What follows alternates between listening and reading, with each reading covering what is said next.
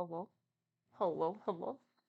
Welcome to Storytime with Moog. I am Moog, and today we are reading The Trial by Franz Kafka, starting with chapter 3. But first, I have almost finished Knife by Salman Rushdie.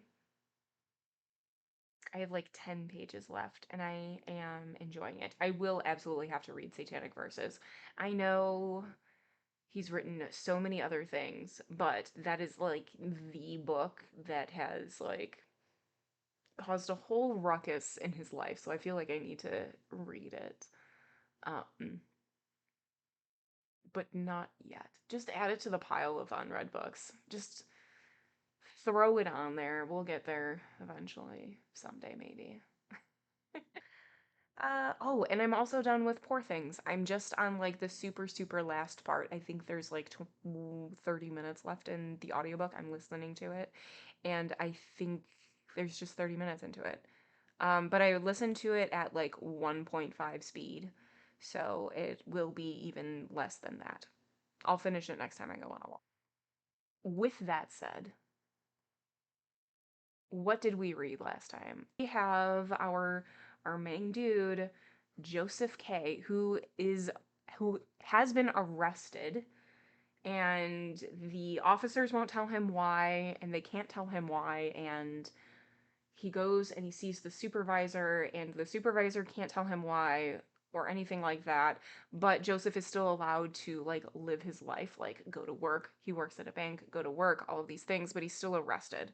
And he goes to a court and he tries to plead his case. And half of the courtroom is like on his side and like cheering when he gets there, and the other half is like super stoic, and they're just like eyes forward type of a deal. And the judge is there, and so he's going along and he's like, it seems like, I'm only guilty when I even acknowledge that I have been arrested, and I'm only acknowledging it for this very specific point that I'm trying to make. And like there's this faceless, organization that has arrested me, and like the police officers are bumbling fools, and they don't even know what they're doing, and like I talked to a supervisor and he doesn't know what he's doing, and all of these other things, and then realizes that every person in the crowd is wearing a badge, and all of the badges signify that they are all part of the same faceless, no name organization that has dubbed Joseph as under arrest. Also, we have a couple side characters. We have, forgot her name, Burston? I don't know. A Burston. It's not that, but it's something like that. And she wants to be a lawyer and was like, well, I can help you. What have you been charged with? And he's like, well, I don't know. And she's like, well, how am I supposed to help you? And then there's also the landlady, and he has been trying to talk to each person that he's been talking to sort of get like a grasp on what's going on and get some sort of comfort, and nobody's really able to do that. They just sort of like talk circles, which is great. Oh, and when he was gonna find the court, they didn't really tell him where he was going. They didn't tell him a room, they didn't tell him a building. So he's just going door to door, knocking on like each place, asking if like this person is there, and people are like no, and some of them are trying to be helpful but they're not, and other people are just like no, get out of here. And it just seems very like dream rationalization of like, oh yeah, I just have to go door to door to find like where I'm going for court to like tell like my side, or like I don't know, it just seems so weird and bizarre, and I kind of love it. And that's where we are. We only read two paragraphs, two chapters. That was a lie. We read two chapters.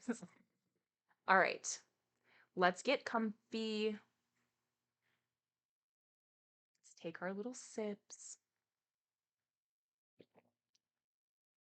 And still and let's go. Chapter 3.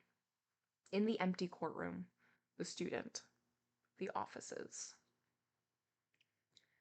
Every day over the following week, Kay, expected another summons to arrive. He could not believe that his rejection of any more hearings had been taken literally, and when the expected summons really had not come by Saturday evening, he took it to mean that he was expected, without being told, to appear at the same place at the same time. So on Sunday, he set out once more in the same direction, going without hesitation up the steps and through the corridors. Some of the people remembered him and greeted him from their doorways, but he no longer needed to ask anyone the way and soon arrived at the right door. It was opened as soon as he knocked, and, paying no attention to the woman he had seen last time who was standing at the doorway, he was about to go straight into the adjoining room when she said to him, "There's no session today." "What do you mean, no session?" he asked, unable to believe it. But the woman persuaded him by opening the door to the next room. It was indeed empty, and looked even more dismal empty than it had the previous Sunday. On the podium stood the table exactly as it had been before, with a few books laying on it. "Can I have a look at those books?" asked Kay, not because he was especially curious, but so that he would not have come for nothing. "No," said the woman as she reclosed the door. "That's not allowed. Those books belong to the examining judge." "I see," said Kay, and nodded. "Those books must be law books, and that's how this court does things. Not only to try people who are innocent, but even to try them without letting them know what's going on." "I expect you're right," said the woman, who had not understood exactly what he meant. "I'd better go away again, then," said Kay. "Should I give a message to the examining judge?" asked the woman. "Do you know him, then?" asked Kay. "Of course I know him," said the woman. "My husband is the court usher." It was only now that Kay noticed that the room, which before had held nothing but a wash-tub, had been fitted out as a living room. The woman saw how surprised he was and said, "Yes, we're allowed to live here as we like, only we have to clear the room out when the court's in session. There's lots of disadvantages to my husband's job." "It's not so much the room that surprises me," said Kay, looking at her crossly. "It's your being married that shocks me."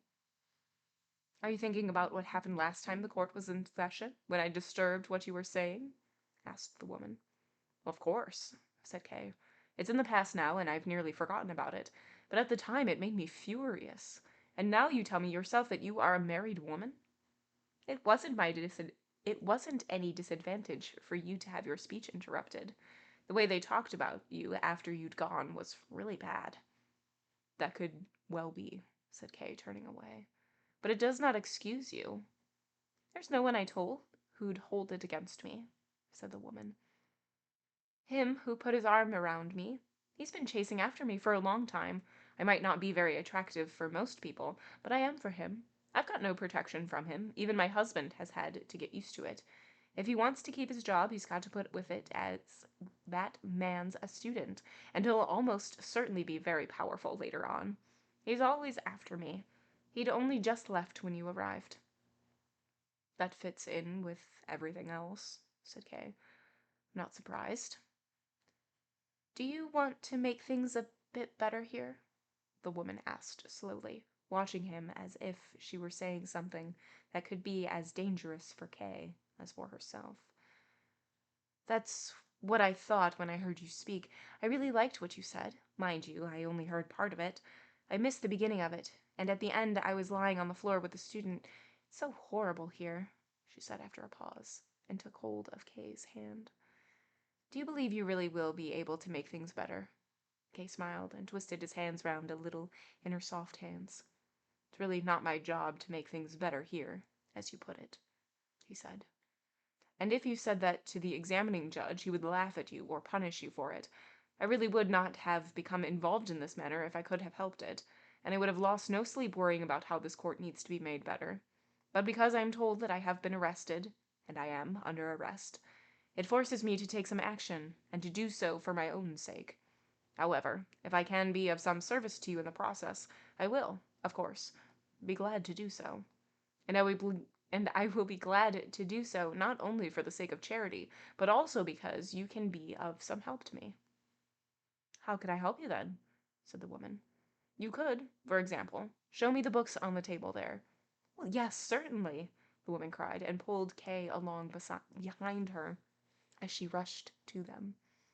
The books were old and well worn. The cover of one of them had nearly broken through in its middle, and it was held together with a few threads. Everything is so dirty here, said Kay, shaking his head. And before he could pick the books up, the woman wiped one of the dust off with her apron. Kay took hold of the book that lay on top and threw it open. An indecent picture appeared. A man and a woman sat naked on a sofa. The base intent of whoever drew it was easy to see, but he had been so grossly lacking in skill that all that anyone could really make out were the man and woman who dominated the picture with their bodies, sitting in overly upright postures that created a false perspective and made it difficult for them to approach each other. Kay didn't thumb through that book anymore, but just threw open the next one at its title page. It was a novel with the title, What Gret Suffered from Her Husband, Hans. So this is the sort of law book they study here? Said Kay. This is the sort of person sitting in judgment over me. Well, I can help you, said the woman. Would you like me to? Could you really do that without placing yourself in danger? You did say earlier on that your husband is wholly dependent on his superiors. I still want to help you, said the woman. Come over here. We've got to talk about it. Don't say any more about what danger I'm in. I only fear danger where I want to fear it. Come over here. She pointed to the podium and invited him to sit down on the step with her. You've got lovely dark eyes, she said after they had sat down, looking up into Kay's face.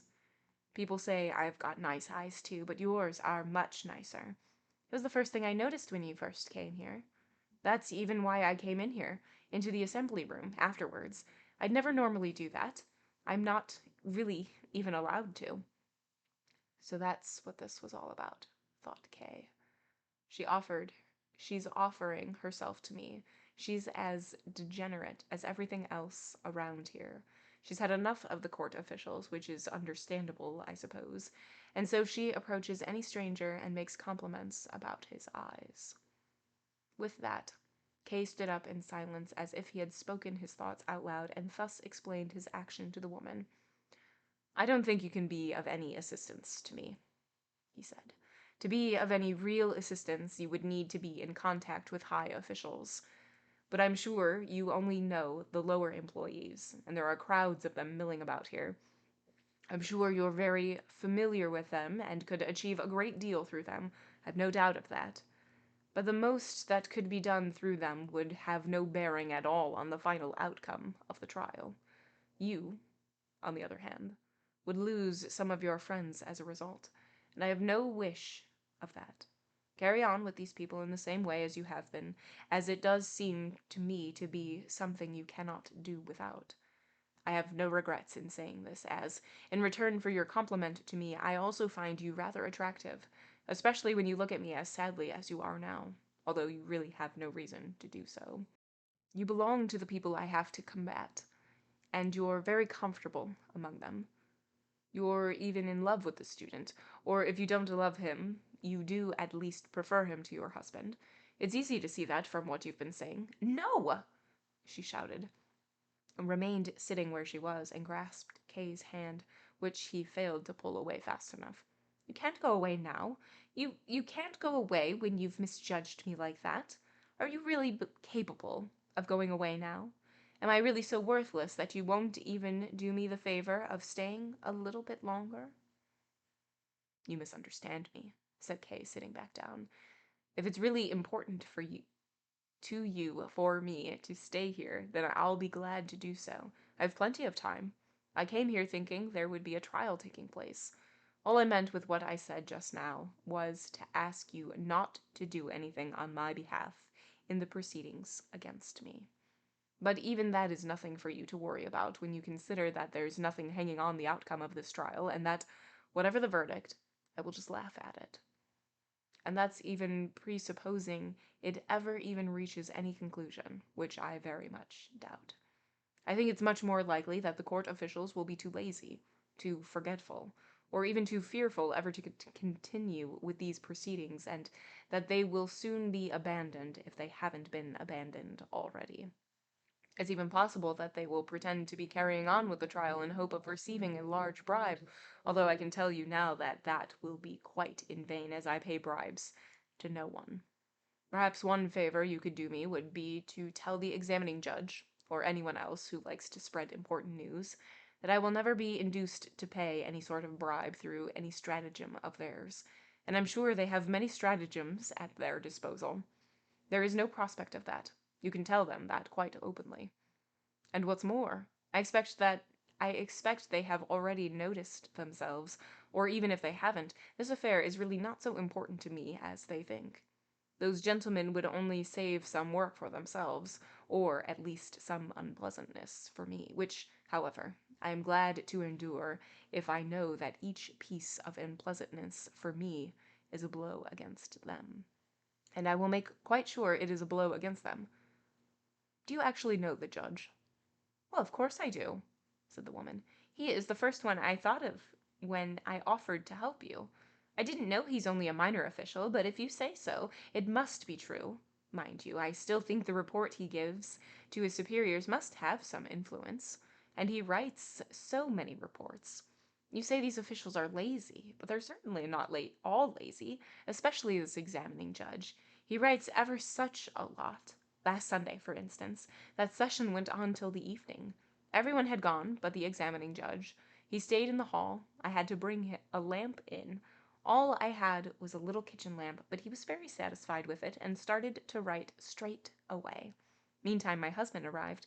He always has the day off on Sundays. We got the furniture back in and got our room sorted out, and then a few of the neighbors came. We saw and talked for a bit by a candle. In short, we forgot all about the examining judge and went to bed. All of a sudden in the night, it must have been quite late in the night, I wakes up. Next to the bed there's the examining judge, shading the lamp with his hand so that there's no light from it falls on my husband. He didn't need to be as careful as that, the way my husband sleeps. The light wouldn't have woken him up anyway. I was quite shocked, and nearly screamed, but the judge was very friendly, warned me I should be careful. He whispered to me he's been writing all this time, and now he's brought me the lamp back, and he'll never forget how I looked when he found me there asleep.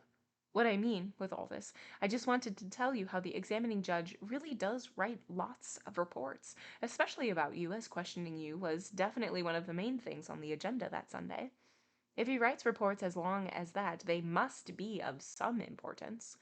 And besides all that, you can see from what happened that the examining judge is after me, and it's right now, when he's first begun to notice me, that I can have a lot of influence on him. And I've got other proof. I mean a lot to him, too. Yesterday, he sent that student to me, the one he really trusts and who he works with. He sent him with a present for me. Silk stockings. He said it was because I clear up the courtroom, but that's only a pretense. That job's no more than what I'm supposed to do. It's what my husband gets paid for. Nice stockings, they are. Look! She stretched out her leg, drew her skirt up to her knee, and looked, herself, at the stocking. They are nice stockings, but they're too good for me, really. She suddenly interrupted herself and lay her hand on Kay's, as if she wanted to calm him down, and whispered, "Be quiet. Bertolt is watching us." Kay slowly looked up. In the doorway to the courtroom stood a young man. He was short. His legs were not quite straight, and he continually moved his finger round in a short, thin, red beard with which he hoped to make himself look dignified. Kay looked at him with some curiosity. He was the first student he had ever met of the unfamiliar discipline of jurisprudence, face to face, at least. A man who would even most likely attain high office one day. The student, in contrast, seemed to take no notice of Kay at all. He merely withdrew his finger from his beard, long enough to beckon to the woman, and went over to the window. The woman leant over to Kay and whispered, "Don't be cross with me. Please don't. And please don't think ill of me either. I've got to go to him now, to this horrible man. Just look at his bent legs. But I'll come straight back, and then I'll go with you if you'll take me. I'll go wherever you want. You can do whatever you like with me. I'll be happy if I can be away from here for as long as possible. It'd be best if I could get away from here for good." She stroked Kay's hand once more, jumped up, and ran over to the window. Before he realized it, Kay grasped for her hand but failed to catch it. He really was attracted to the woman, and even after thinking hard about it, could find no good reason why he should not give in to her allure. It briefly crossed his mind that the woman meant to entrap him on behalf of the court, but that was an objection he had no difficulty in fending off. In what way could she entrap him? Was he not still free? So free that he could crush the entire court whenever he wanted, at least where it concerned him. Could he not that much confidence in himself? And her offer to help sounded sincere, and maybe it wasn't quite worthless. And maybe there was no better revenge against the examining judge and his cronies than to take his woman from him and have her for himself. Maybe then, after much hard work writing dishonest reports about Kay, the judge would go to the woman's bed late one night and find it empty. And it would be empty because she belonged to Kay. Because this woman at the window, this lush, supple, warm body in its somber clothes of rough, heavy material, belonged to him, totally to him, and to him alone. Once he had settled his thoughts towards the woman in this way, he began to find the quiet conversation at the window was taking too long. He rapped on the podium with his knuckles, and then even with his fist. The student briefly looked away from the woman to glance at Kay over his shoulder, but did allow himself to be disturbed. In fact, he even pressed himself close to the woman and put his arms around her. She dropped her head down low as if listening to him carefully. As she did so, he kissed her right on the neck, hardly even interrupting what he was saying. Kay saw this as confirmation of the tyranny the student held over the woman, and which she had already complained about. He stood up and walked up and down the room. Glancing sideways at the student, he wondered what would be the quickest possible way to get rid of him, and so it was not unwelcome to him when the student, clearly disturbed by Kay's toing and froing, which Kay had now developed into a stomping up and down, said to him, "You don't have to stay here, you know, if you're getting impatient. You could have gone earlier. No one would have missed you. In fact, you should have gone. You should have left as quickly as possible, as soon as I got here." This comment could have caused all possible rage to break out between them, but Kay also bore in mind that this was a prospective court official speaking to a disfavored defendant, and he might well have been taking pride in speaking in this way. Kay remained standing quite close to him and said with a smile, "You're quite right. I am impatient, but the easiest way to settle this impatience would be if you left us. On the other hand, if you've come here to study, you are a student, I hear. I'll be quite happy to leave the room to you and go away with the woman. I'm sure you'll still have a lot of study to do before you're made into a judge. It's true that I'm still not all that familiar with your branch of jurisprudence, but I take it involves a lot more than speaking roughly, and I see you have no shame in doing that extremely well." "He shouldn't have been allowed to move about so freely," said the student, as if he wanted to give the woman an explanation for Kay's insults. "That was a mistake. I've told the examining judge so. He should at least have been detained in his room between hearings. Sometimes it's impossible to understand what the judge thinks he's doing." "You're wasting your breath," said Kay. Then he reached his hand out towards the woman and said, "Come with me." "So that's it," said the student. "Oh, no. You're not going to get her." And with a strength you would not have expected from him, he glanced tenderly at her, lifted her up on one arm, and, his back bent under the weight, ran with her to the door. In this way he showed unmistakably that he was to some extent afraid of Kay, but he nonetheless dared to provoke him still further by stroking and squeezing the woman's arm with his free hand. Kay ran the few steps up to him, but when he had reached him and was about to take hold of him and, if necessary, throttle him, the woman said, "It's no good. The examining judge who's sent for me. I daren't go with you. I daren't go with you. This little bastard." And here she ran her hand over the student's face. "This little bastard won't let me." "And you don't want to be set free," shouted Kay, laying his hand on the student's shoulder, who then snapped at it with his teeth. "No!" shouted the woman, pushing Kay away with both hands. "No, no, don't do that. What do you think you're doing? That'd be the end of me. Let go of him. Please, just let go of him. He's only carrying out the judge's orders. He's carrying me to him."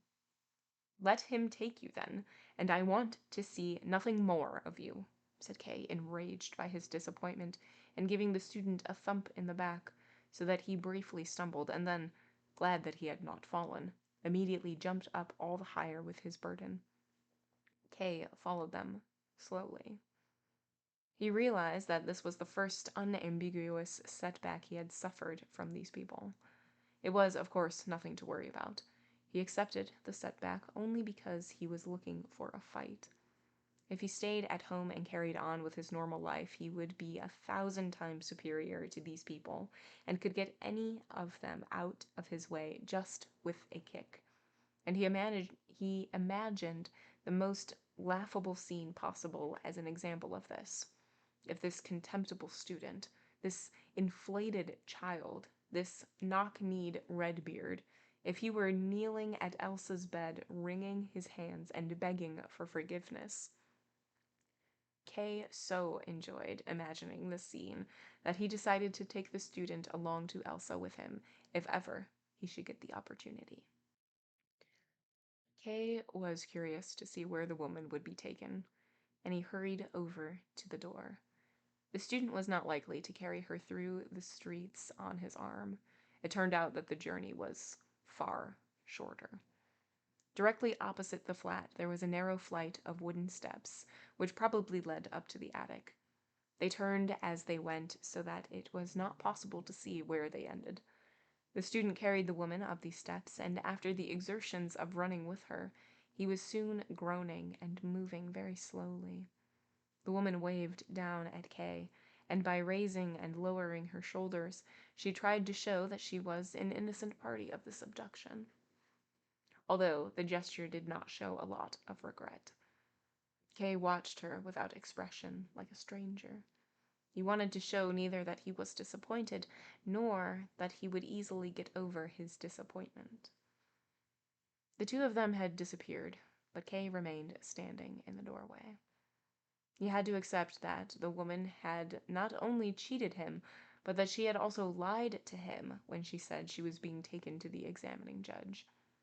The examining judge certainly wouldn't be sitting and waiting in the attic. The wooden stairs would explain nothing to him, however long he stared at them. Then Kay noticed a small piece of paper next to them, went across to it, and read, in a childish and unpracticed hand, "Entrance to the court offices." Were the court offices here? In the attic of this tenement, then? If that was how they were accommodated, it did not attract much respect, and it was some comfort for the accused to realize how little money this court had at its disposal if it had to locate its offices in a place where the tenants of the building, who were themselves among the poorest of people, would throw their unneeded junk. On the other hand, it was possible that the officials had enough money, but that they squandered it on themselves rather than use it for the court's purposes.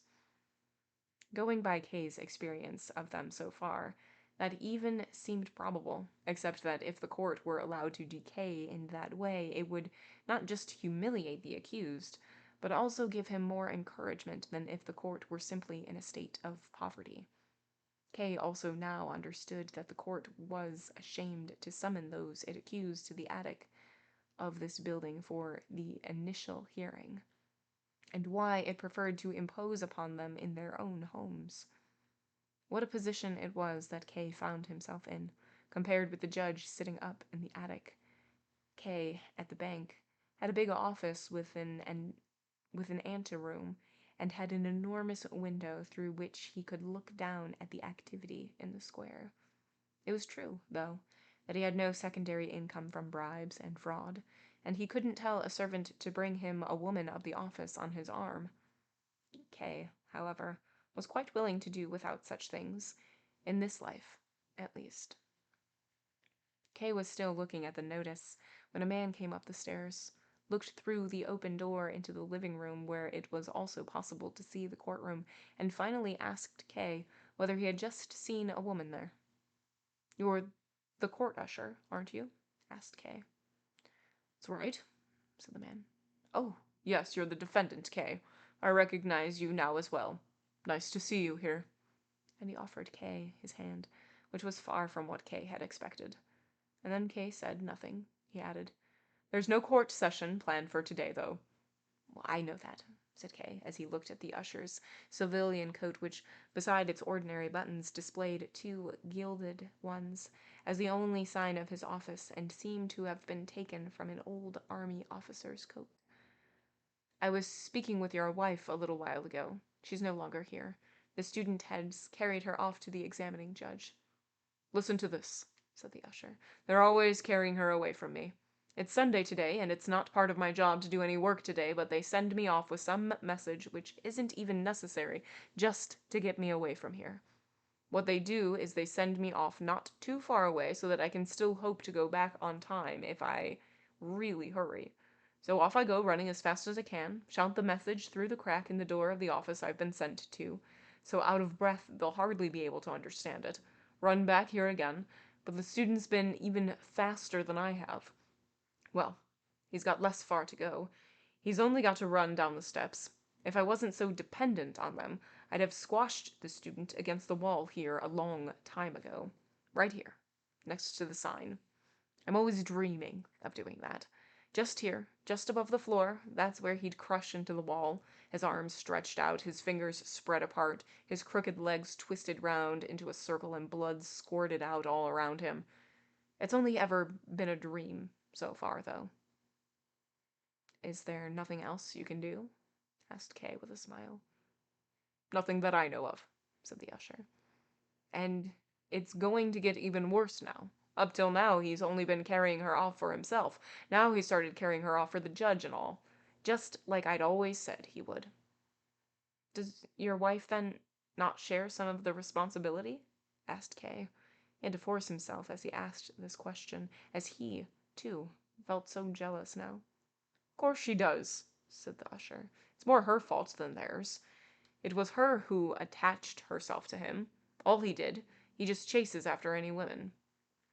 There's 5 flats in this block alone where he's been thrown out after working his way in there, and my wife is the best-looking woman in the whole building, but it's me who's not even allowed to defend himself." "If that's how things are, then there's nothing that can be done," said Kay. "Well, why not?" asked the usher. "He's a coward, that student. If he wants to lay a finger on my wife, all you'd have to do is give him such a good hiding he'd never dare do it again. But I'm not allowed to do that, and nobody else is going to do me the favor, as they're all afraid of his power. The only one who could do it is a man like you." "What? How could I do it?" asked Kay in astonishment. "Well, you're facing a charge, aren't you?" said the usher. "Yes, but that's all the more reason for me to be afraid. Even if he has no influence on the outcome of the trial, he probably has some on the initial examination." "Yes, exactly," said the usher, as if Kay's view had been just as correct as his own. "Only we don't usually get any trials heard here with no hope at all." "I am not of the same opinion," said Kay, "although that ought not to prevent me from dealing with the student if the opportunity arises." "I would be very grateful to you," said the usher of the court, somewhat formally, not really seeming to believe that his highest wish could be fulfilled. "Perhaps," continued Kay, "perhaps there are some other officials of yours here, perhaps all of them, who would deserve the same." "Oh, yes, yes," said the usher, as if this was a matter of course. Then he looked at Kay trustingly, which, despite all his friendliness, He had not done until then, and added, "They're always rebelling."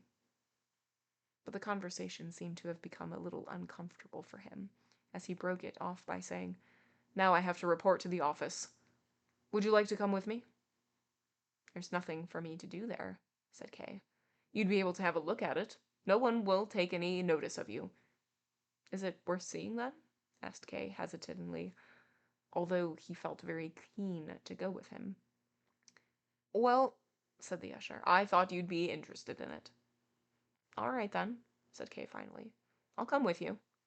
And quicker than the usher himself, he ran up the steps. At the entrance, he nearly fell over, as behind the door there was another step. "They don't show much concern for the public," he said. "They don't show any concern at all," said the usher. "Just look at the waiting room here." It consisted of a long corridor from which roughly made doors led out of the separate departments of the attic. There was no direct source of light, but it was not entirely dark, as many of the departments, instead of solid walls, had just wooden bars reaching up to the ceiling to separate them from the corridor. The light made its way in through them, and it was also possible to see individual officials through them as they sat writing at their desks or stood up at the wooden frameworks and watched the people on the corridor through the gaps. There were only a few people in the corridor, probably because it was Sunday.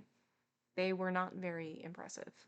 They sat, equally spaced on 2 rows of long wooden benches which had been placed along both sides of the corridor. All of them were carelessly dressed, although the expressions on their faces, their bearing, the style of their beards, and many details which were hard to identify, showed that they belonged to the upper classes. There were no coat hooks for them to use, and so they had placed their hats under the bench, each probably having followed the example of the others. When those who were sitting nearest the door saw Kay and the usher of the court, they stood up to greet them, and when the others saw that, they also thought they had to greet them, so that as the 2 of them went by, all of the people there stood up.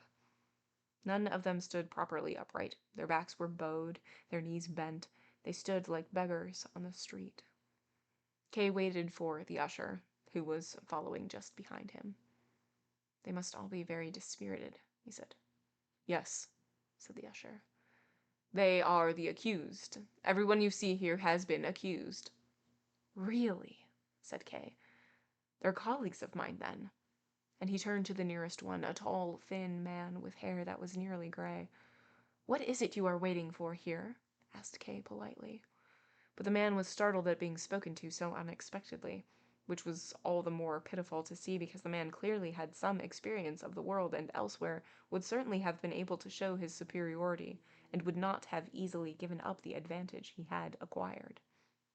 Here, though, he did not know what answer to give to such a simple question, and looked round at the others as if they were under some obligation to help him, and as if no one could expect any answer from him without his help.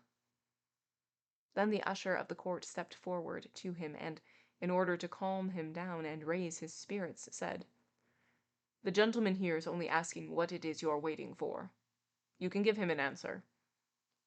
The voice of the usher was probably familiar to him and had a better effect than Kay's. I'm waiting," he said, and then came to a halt.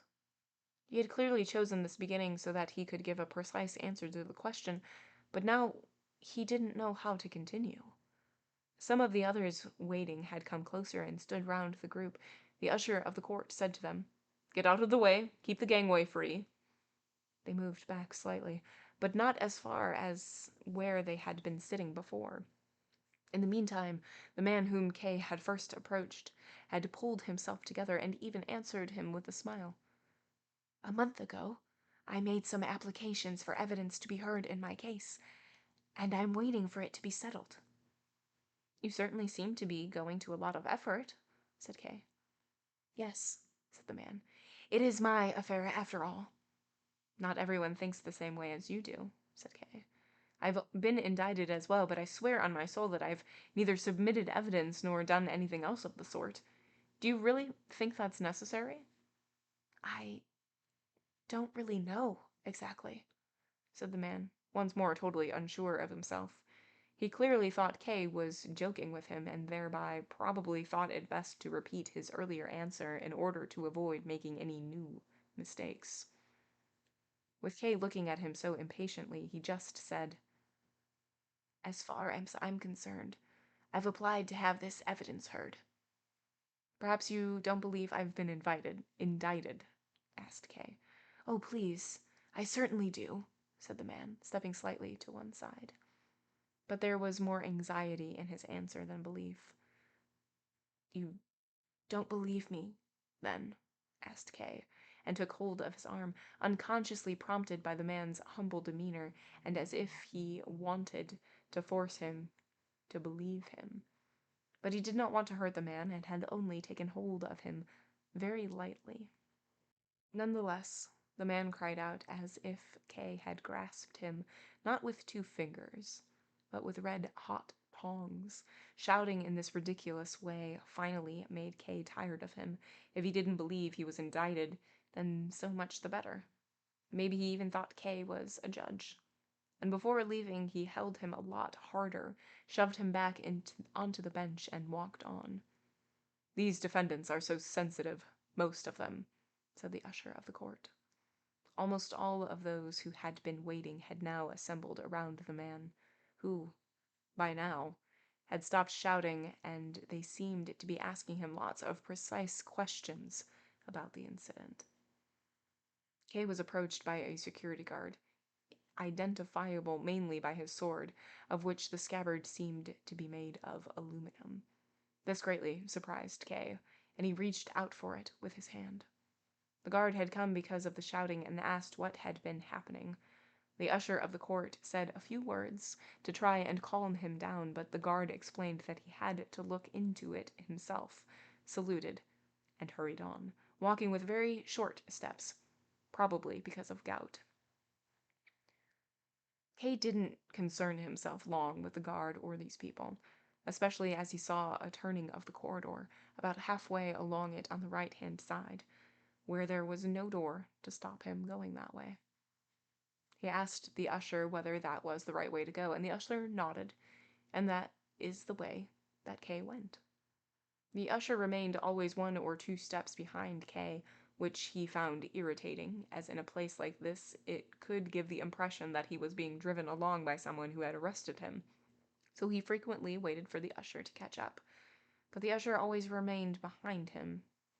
In order to put an end to his discomfort, Kay finally said, "Now that I've seen what it looks like here, I'd like to go." "You haven't seen everything yet," said the usher, ingenuously. "I don't want to see everything," said Kay, who was also feeling very tired. "I want to go. What is the way to the exit?" "You haven't got lost, have you?" asked the usher in amazement. "You go down this way to the corner, then right down the corridor straight ahead as far as the door." "Come with me," said Kay. "Show me the way. I'll miss it. There are so many different ways here." "It's the only way there is," said the usher, who had now started to sound quite reproachful. "I can't go back with you. I've got to hand in my report, and I've always lost a lot of time because of you as it is." "Come with me," Kay repeated, now somewhat sharper, as if he had finally caught the usher out in a lie.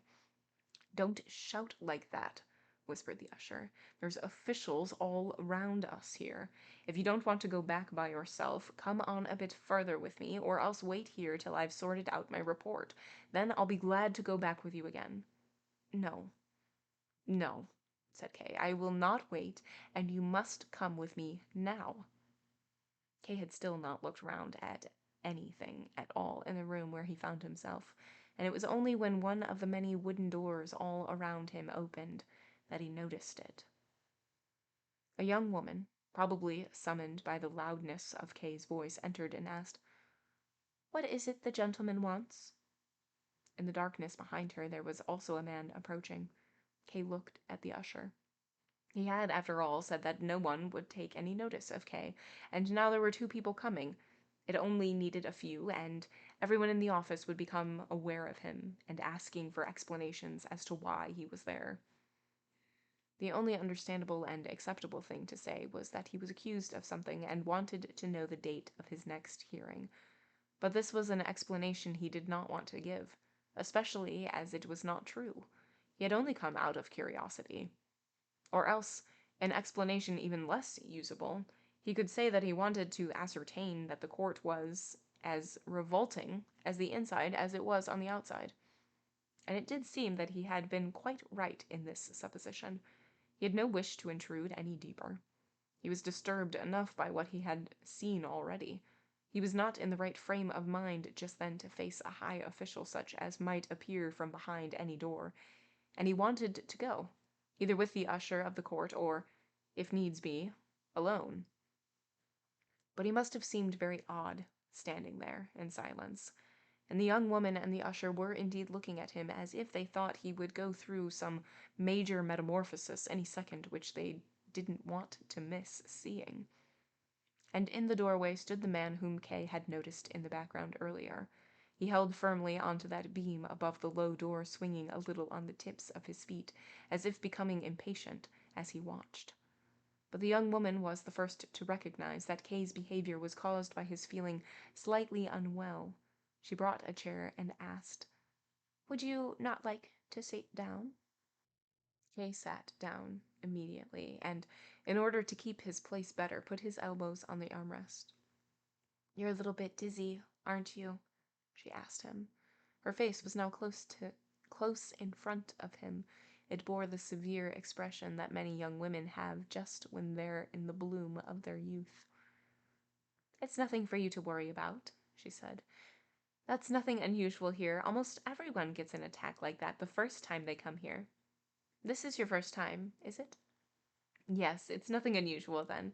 The sun burns down on the roof, and the hot wood makes the air so thick and heavy. It makes this place rather unsuitable for offices, whatever other advantages it might offer. But the air is almost impossible to breathe on days when there's a lot of business, and that's almost every day. And when you think that there's a lot of washing put out to dry here as well, and we can't stop the tenants doing that, it's not surprising you started to feel unwell. But you get used to all the air. You get used to the air all right in the end. When you're here for the second or third time, you'll hardly notice how oppressive the air is. Are you feeling any better now?" Kay made no answer. He felt too embarrassed at being put at the mercy of these people by his sudden weakness, and learning the reason for feeling ill made him feel not better, but a little worse. The girl noticed it straight away, and to make the air fresher for Kay, she took a window pole that was leaning against the wall and pushed open a small hatch directly above Kay's head that led to the outside. But so much soot fell in that the girl had to immediately close the hatch again and clean the soot off Kay's hands with her handkerchief, as Kay was too tired to do that for himself. He would have liked just to sit quietly where he was until he had strength enough to leave, and the less fuss people made about him, the sooner that would be. But then the girl said, "Oh, you can't stay here. We're in people's way." Kay looked at her as if to ask whose way they were impeding. "If you like, I can take you to the sick room," and turning to the man in the doorway said, "Please help him." The man immediately came over to him, but Kay did not want to go to the sick room. That was just what he wanted to avoid, being led further from place to place. The further he went, the more difficult it must become, so he said, "I am able to walk now," and stood up, shaking after becoming used to sitting so comfortably. But then he was able to stay upright. "I can't manage it," he said, shaking his head, and sat down again with a sigh. He remembered the usher who, despite everything, would have been able to lead him out of there, but who seemed to have gone long before. Kay looked out between the man and the young woman who were standing in front of him, but was unable to find the usher. "I think," said the man, who was elegantly dressed and whose appearance was made especially impressive with a gray waistcoat that had two long, sharply tailored points, "the gentleman is feeling unwell because of the atmosphere here, so the best thing, and what he would most prefer would be not to take him to the sick room, but get him out of the offices altogether." "That's right," exclaimed Kay, with such joy that he nearly interrupted what the man was saying. "I'm sure that'll make me feel better straight away. I'm really not that weak. All I need is a little support under my arms. I won't cause you much trouble.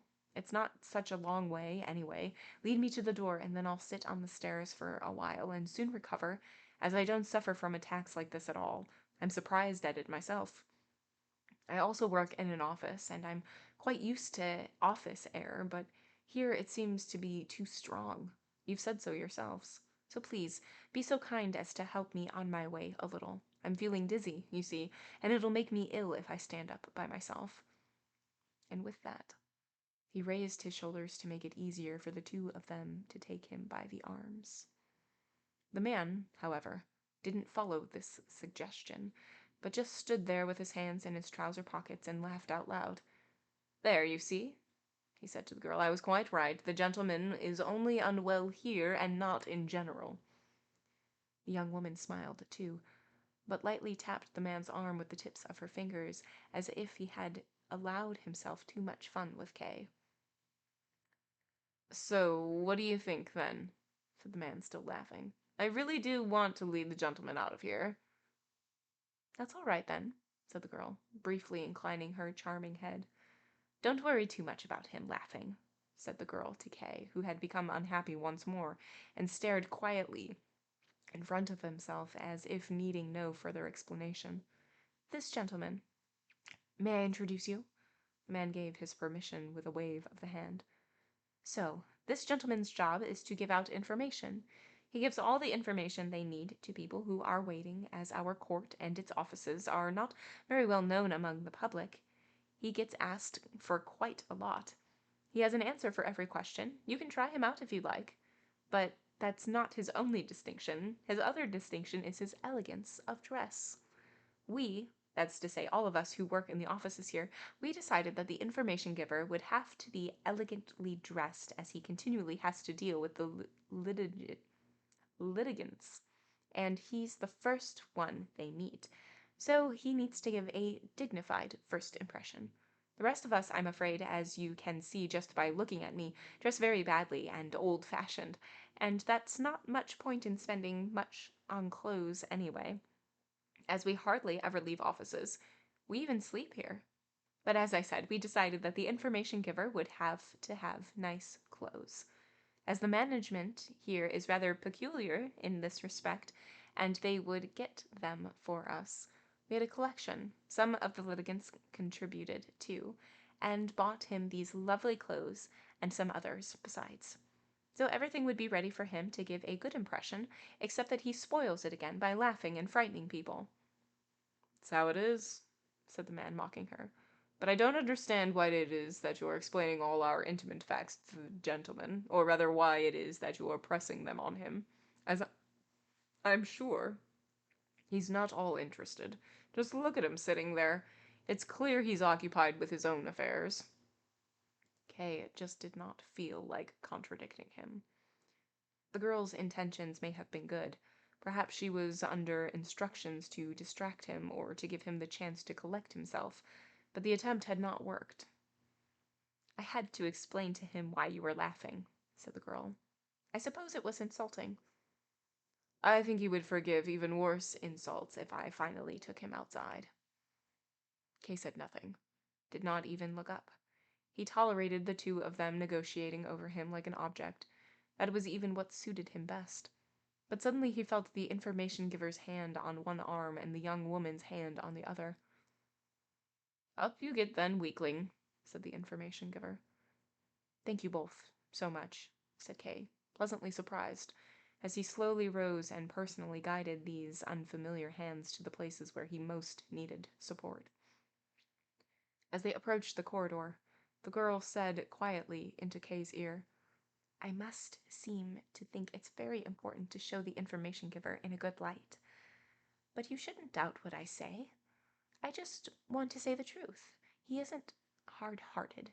It's not really his job to help litigants outside if they're unwell, but he's doing it anyway, as you can see. I don't suppose any of us is hard-hearted, but Perhaps we'd all like to be helpful, but working for the court offices, it's easy for us to give the impression we are hard-hearted and don't want to help anyone. It makes me quite sad." "Would you not like to sit down here a while?" asked the information giver. They were already in the corridor and just in front of the defendant whom Kay had spoken to earlier. Kay felt almost ashamed to be seen by him. Earlier he had stood so upright in front of him, and now he had to be supported by two others. His hat was held up by the information giver, balanced on outstretched fingers. His hair was disheveled and hung down onto the sweat on his forehead. But the defendant seemed to notice nothing of what was going on, and just stood there humbly, as if wanting to apologize to the information giver for being there. The information giver looked past him. "I know," he said, "that my case can't be settled today. Not yet, but I've come in anyway. I thought I could wait here anyway. It's Sunday today. I've got plenty of time, and I'm not disturbing anyone here." "There's no need to be so apologetic," said the information giver. "It's very commendable for you to be so attentive.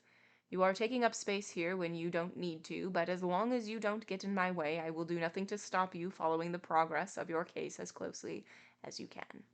When one has seen so many people who shamefully neglect their cases, one learns to show patience with people like you. Do sit down." "He's very good with the litigants," whispered the girl. Kay nodded, but started to move off again when the information giver repeated, "Would you like not to sit down here a while?" "No," said Kay, "I don't want to rest." He had said that as decisively as he could, but in fact it would have done him a lot of good to sit down. It was as if he were suffering seasickness. He felt as if he were on a ship in a rough sea, as if the water were hitting against the wooden walls, a thundering from the depths of the corridor, as if the torrent were crashing over it, as if the corridor were swaying and the waiting litigants on each side of it rising and sinking. It made the calmness of the girl and the man leading him all the more incomprehensible. He was at their mercy. If they let go of him, he would fall like a board. Their little eyes glanced here and there. Kay could feel the evenness of their steps, but could not do the same, as from step to step he was virtually being carried. He finally noticed they were speaking to him, but he did not understand them. All he heard was a noise that filled all the space, and through which there seemed to be an unchanging higher note sounding like a siren.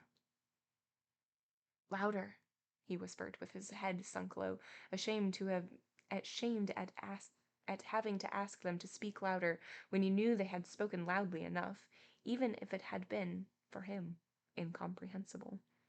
At last, a draught of cold air blew in his face as if a gap had been torn out in the wall in front of him, and next to him he heard someone say, "First, he says he wants to go, and then you can tell him 100 times that this is the best way out, and he doesn't move." Kay became aware that he was standing in front of the way out, and that the young woman had opened the door. It seemed to him that all his strength returned to him at once, and to get a foretaste of freedom he stepped straight on to one of the stairs and took his leave there of his companions, who bowed to him. "Thank you very much," he repeated, shook their hands once more, and did not let go until he thought he saw that they found it hard to bear the comparatively fresh air from the stairway after being so long used to the air in the offices. They were hardly able to reply, and the young woman might even have fallen over if Kay had not shut the door extremely fast. Kay then stood still for a while, combed his hair with help of a pocket mirror, picked up his hat from the next stair. The information giver must have thrown it down there. And then he ran down the steps so fresh and in such long leaps that the contrast with his previous state nearly frightened him. His normally sturdy state of health had never prepared him for surprises such as this. Did his body want to revolt and cause him a new trial, as he was bearing the old one with such little effort? He did not quite reject the idea that he should see a doctor the next time he had the chance, but whatever he did, and this was something on which he could advise himself, He wanted to spend all Sunday mornings in future better than he had spent this one. End of chapter 3. Holy heckadoodle. That was a chapter. We love our long chapters. We love our long paragraphs. Signed, Kafka. Okay, so much has happened in this one. Let's see if we can rewind to where we started. So Kay is going back to where he had his hearing because he's supposed to have a second hearing, but nobody told him when or where. So he just assumes that it is the following Sunday. So he goes there and he meets a woman who he saw in court in his hearing last week and recognized her. And she was with like some guy, and it like interrupted the proceedings. And it turns out that she is the husband of the court's usher, or the wife of the court's usher. And the court hearing was actually like in their living room, and they have the day off on Sunday, and they are paid to like move the furniture on days of hearings and things like that, and like move the furniture back, like whatever. It's wild. This is very dream-like. um and so her husband isn't there because he's been called away, even though it's his day off. And so I don't remember her name. Did we get a name for her? I don't know. But she's like, oh, maybe I can help you. I know some people, blah, blah, blah. And he's like, I don't know if you can help me. And so they kind of like go back and forth. And then it turns out that like she actually might be able to help him. And then a scholar comes, and it's the same scholar from, is it the same scholar? It might be the same scholar from the previous week's hearing. And so he is like schmoozing her, and Kay gets a little jealous because he was like, wait a minute, she was schmoozing me. What's the deal? And so he's patiently waiting, and then he can no longer wait anymore. And the scholar like grabs this woman by one arm and just like runs away. And it's like, well, where is she going? It turns out he has been summoned to bring her to the judge.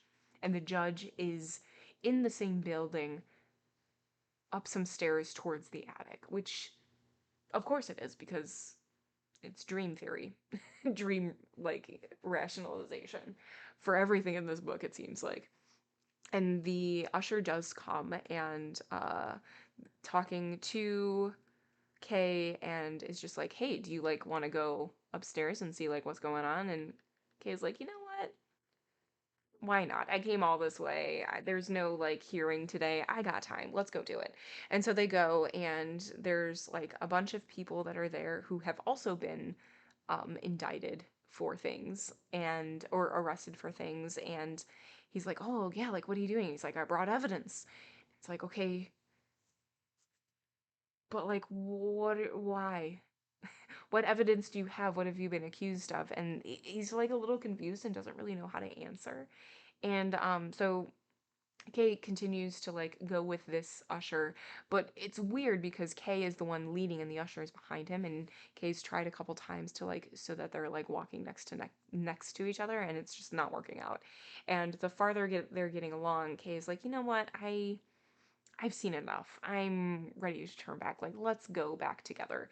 And the usher is pretty much like, no, I have paperwork to do. And also, you haven't seen everything. Why don't you go with me when I drop off the paperwork? And then we'll go back together. And Kay's like, I don't really want to do that.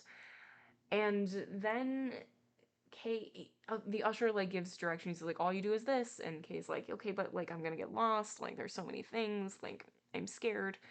And in while all of this is happening, the air is very different from when they were in like from before they went up into like the attic-y area. And it's very stifling. And so Kay is feeling very weak, and he like almost passes out. He just like stumbles a little bit. And they call a nurse. A nurse comes out, and she is not really being helpful, but kind of like she thinks she's being helpful. She thinks that she's helping, and is like concerned over the well-being of Kay. And there's an information giver who is dressed very nicely, and that's all he does is just give information. And so he's just very clearly being like, well, he's only feeling sick here, he doesn't feel sick outside. It's very odd. Everything about this is odd. I feel like I have said that a lot, and that it doesn't need to be said anymore, but it needs to be said more. And so Kay finally is able to convince them to help him back to outside of the area, that outside of these offices.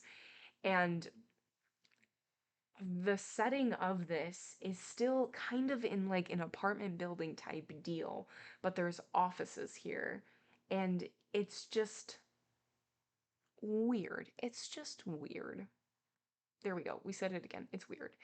And they're walking back, and like the information giver and the nurse are like helping him back, and he realized that they're like talking to him, and he's like, I wasn't paying attention, like what are you saying? And they like don't really answer him either. And then they finally get to the door, and as soon as he gets out of the door, he feels so much better. And he like before he like slams the door shut like really quickly, he looks back, and it looks like the nurse is having issues with this clean, like unstifled air. And that's where we ended. And he's like, oh man, I just feel so much more lively. It's weird. Yes, it is okay that you're a little bit confused. Yes, that's probably part of the point of this. Is to feel is to feel confused and untethered and unsure and maybe a little bit um like claustrophobic and not have any answers. Well, Kafka, you done it. You did it. You succeeded. What is happening? I don't know. Chapter 4. Miss Burstner's Friend. For some time after this, Kay found it impossible to exchange even just a few words with Miss Burstner. He tried to reach her in many and various ways, but she always found a way to avoid it. He would come straight home from the office, remain in her room without a light on, and sit on the sofa with nothing more to distract him than keeping watch on the empty hallway. If the maid went by and closed the door of the apparently empty room, he would get up after a while and open it again. He got up an hour earlier than usual in the morning so that he might perhaps find Miss Burstner alone as she went to the office. But none of these efforts brought any success. Then he wrote her a letter, both to the office and the flat, attempting once more to justify his behavior, offered to make whatever amends he could, promised never to cross whatever boundary she might set him, and begged merely to have the chance to speak to her sometime, especially as he was unable to do anything with Mrs. Grubach, either until he had spoken with Miss Burstner. He finally informed her that the following Sunday he would stay in his room all day waiting for a sign from her that there was some hope of his request being fulfilled, or at least that she would explain to him why she could not fulfill it, even though he had promised to observe whatever stipulations she might make. The letters were not returned, but there were no answer either. However, on the following Sunday there was a sign that seemed clear enough.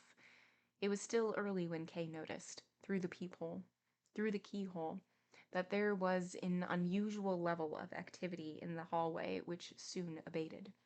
A French teacher, although she was German and called Montag, a pale and febrile girl with a slight limp who had previously occupied a room of her own, was moving into Miss Burstner's room. She could be seen shuffling through the hallway for several hours. There was always another piece of clothing, or a blanket, or a book that she had forgotten and had had to be fetched specially and brought into the new home. When Mrs. Grubach brought Kay his breakfast, ever since the time when she had made Kay so cross she didn't trust the maid to do the slightest job, He had no choice but to speak to her, for the first time in 5 days. "Why is there so much noise in the hallway today?" he asked, as she poured his coffee out. "Can't something be done about it? Does this clearing out have to be done on a Sunday?" Kay did not look up at Mrs. Grubach, but he saw, nonetheless, that she seemed to feel some relief as she breathed in. Even sharp questions like this from Kay she perceived as forgiveness, or as the beginning of forgiveness. "We're not clearing anything out, Mr. K," she said. "It's just that Miss Montague is moving in with Miss Burstner, and is moving her things across." She said nothing more, but just waited to see how Kay would take it, and whether he would allow her to carry on speaking. But Kay kept her in uncertainty, took the spoon and pensively stirred his coffee while he remained silent. Then he looked up at her and said, "What about the suspicions you had earlier about Miss Burstner? Have you given them up?" "Mr. K," called Mrs. Grubach, who had been waiting for this very question, as she put her hands together and held them out towards him, "I just made a chance remark, and you took it so badly. I didn't have the slightest intention of offending anyone, not you or anyone else. You've known me for so long, Mr. K. I'm sure you've conceived of that. You don't know how I've been suffering for the past few days, that I should tell lies about my tenants, and you, Mr. K, you believed it, and said I should give you notice? Give you notice!" At this last outcry, Mrs. Grubach was already choking back her tears. She raised her apron to her face and blubbered out loud. "Oh, don't cry, Mrs. Grubach," said Kay, looking out the window. He was thinking only of Mrs. Burstner, of Miss Burstner, and how she was accepting an unknown girl into her room. "Don't cry," he said again, as he turned his look back into the room where Mrs. Grubach was still crying. "I meant no harm either when I said that. It was simply a misunderstanding between us. That can happen, even between old friends, sometimes." Mrs. Grubach pulled her apron down to below her eyes to see whether Kay really was attempting a reconciliation. "Well, yes, that's how it is," said Kay. And as Mrs. Grubach's behavior indicated that the captain had said nothing he dared to add, "Do you really think, then, that I'd want to make an enemy of you for the sake of a girl we hardly know?" "Yes, you're quite right, Mr. K," said Mrs. Grubach. And then, to her misfortune, as soon as she felt just a little freer to speak, she added something rather inept. "I kept asking myself why it was that Mr. K took such an interest in Miss Burstner. Why does he quarrel with me over her when he knows that any cross word from him and I can't sleep that night? And I didn't say anything about Miss Burstner that I hadn't seen with my own eyes." Kay said nothing in reply. He should have chased her from the room as soon as she had opened her mouth, and he didn't want to do that. He contented himself with merely drinking his coffee and letting Mrs. Grubach feel that she was superfluous. Outside, the dragging steps of Miss Montague could still be heard as she went from one side of the hallway to the other. "Do you hear that?" asked Kay, pointing his hand at the door. "Yes," said Mrs. Grubach with a sigh. "I wanted to give her help, and I wanted the maid to help her too, but she's so stubborn. She wants to move everything in herself. I wonder at Miss Burstner. I often feel it's a burden for me to have Miss Montague as a tenant, but Miss Burstner accepts her into her room with herself." "There's nothing there for you to worry about," said Kay, crushing the remains of a sugar lump in his cup. "Does she cause you any trouble?" "No," said Mrs. Grubach. "In itself, it's very good to have her there. It makes another room free for me, and I can let my nephew, the captain, occupy it. I began to worry he might be disturbing you when I had to let him live in the living room next to you over the last few days. It's not very considerate." "What an idea," said Kay, standing up. "There's no question of that. You seem to think that because I can't stand this toing and froing of Miss Montague that I'm oversensitive, and there she goes back again." Mrs. Grubach appeared quite powerless. Should I tell her to leave moving the rest of her things over till later then, Mr. K? If that's what you want, I'll do it immediately. But she has to move in with Miss Burstner, said Kay. Yes, said Mrs. Grubach, without quite understanding what Kay meant. So she has to take her things over there. Mrs. Grubach just nodded. Kay was irritated all the more by this dumb helplessness, which, seen from the outside, could have seemed like a kind of defiance on her part. He began to walk up and down the room between the window and the door, thus depriving Mrs. Grubach of the chance to leave, which she otherwise probably would have done. Just as Kay once more reached the door, someone knocked at it. It was the maid, to say that Miss Montague would like to have a few words with Mr. K, and therefore requested that he come to the dining room where she was waiting for him. Kay heard the maid out, thoughtfully, and then looked back at the shocked Mrs. Grubach in a way that was almost contemptuous. His look seemed to be saying that Kay had been expecting this invitation for Miss Montague for a long time, and that it was confirmation of the suffering he had made to endure that Sunday morning from Mrs. Grubach's tenants. He sent the maid back with the reply that he was on his way. Then he went to the wardrobe to change his coat, and in answer to Mrs. Grubach's gentle whining about the nuisance Miss Montague was causing, merely asked her to clear away the breakfast things. "But you've hardly touched it," said Mrs. Grubach. "Oh, just take it away," shouted Kay. It seemed to him that Miss Montague was mixed up in everything, and made it repulsive to him. As he went through the hallway, he looked at the closed door of Miss Burstner's room. But it wasn't there that he was invited, but the dining room, to which he yanked the door open without knocking. The room was long but narrow with one window. There was only enough space available to put 2 cupboards at an angle in the corner by the door, and the rest of the room was entirely taken up with the long dining table, which started by the door and reached all the way to the great window, which was thus made almost inaccessible. The table was already laid for a large number of people, as on Sundays almost all the tenants ate their dinner here at midday. When Kay entered, Miss Montague came towards him from the table along one side of the table. They greeted each other in silence. Then Miss Montague, her head unusually erect as always, said, "I'm not sure whether you know me." Kay looked at her with a frown. "Of course I do," he said. "You've been living here with Mrs. Grubach for quite some time now." "But I get the impression you don't pay much attention to what's going on in the lodging house," said Miss Montague. "No," said Kay. Would you not like to sit down?" said Miss Montague.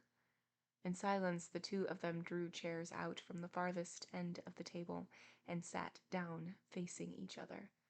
But Miss Montague stood straight up again as she had left her handbag on the window-sill and went to fetch it. She shuffled down the whole length of the room.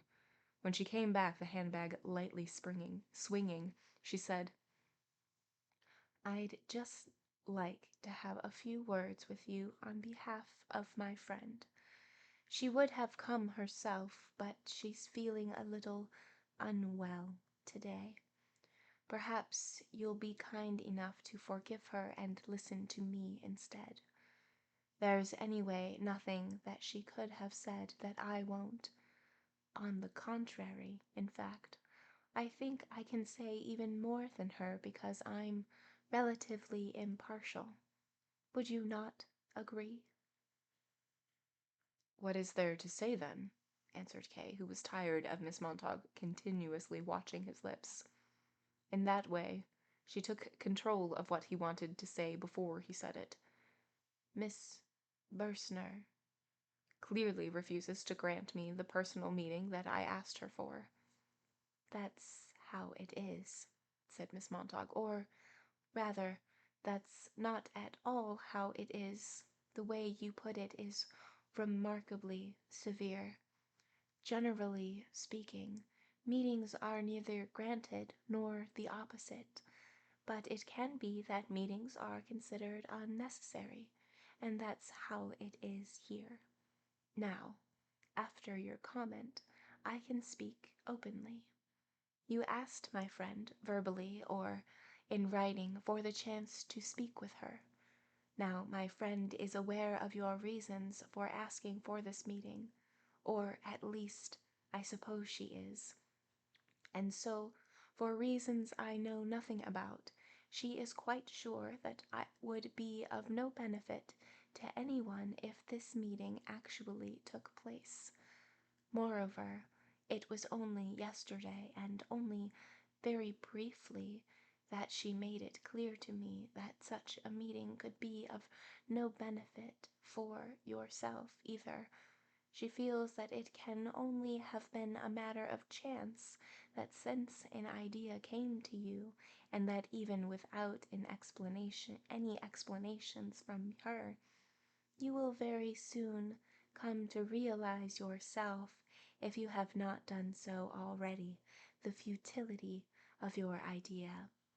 My answer to that is that although it may be quite right, I consider it advantageous, if the matter is to be made perfectly clear, to give you an explicit answer.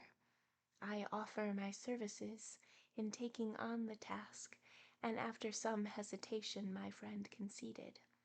I hope, however, also to have acted in your interests, as even the slightest uncertainty in the least significant of matters will always remain a cause of suffering, and if, as in this case, it can be removed without substantial effort, then it is better if that is done without delay.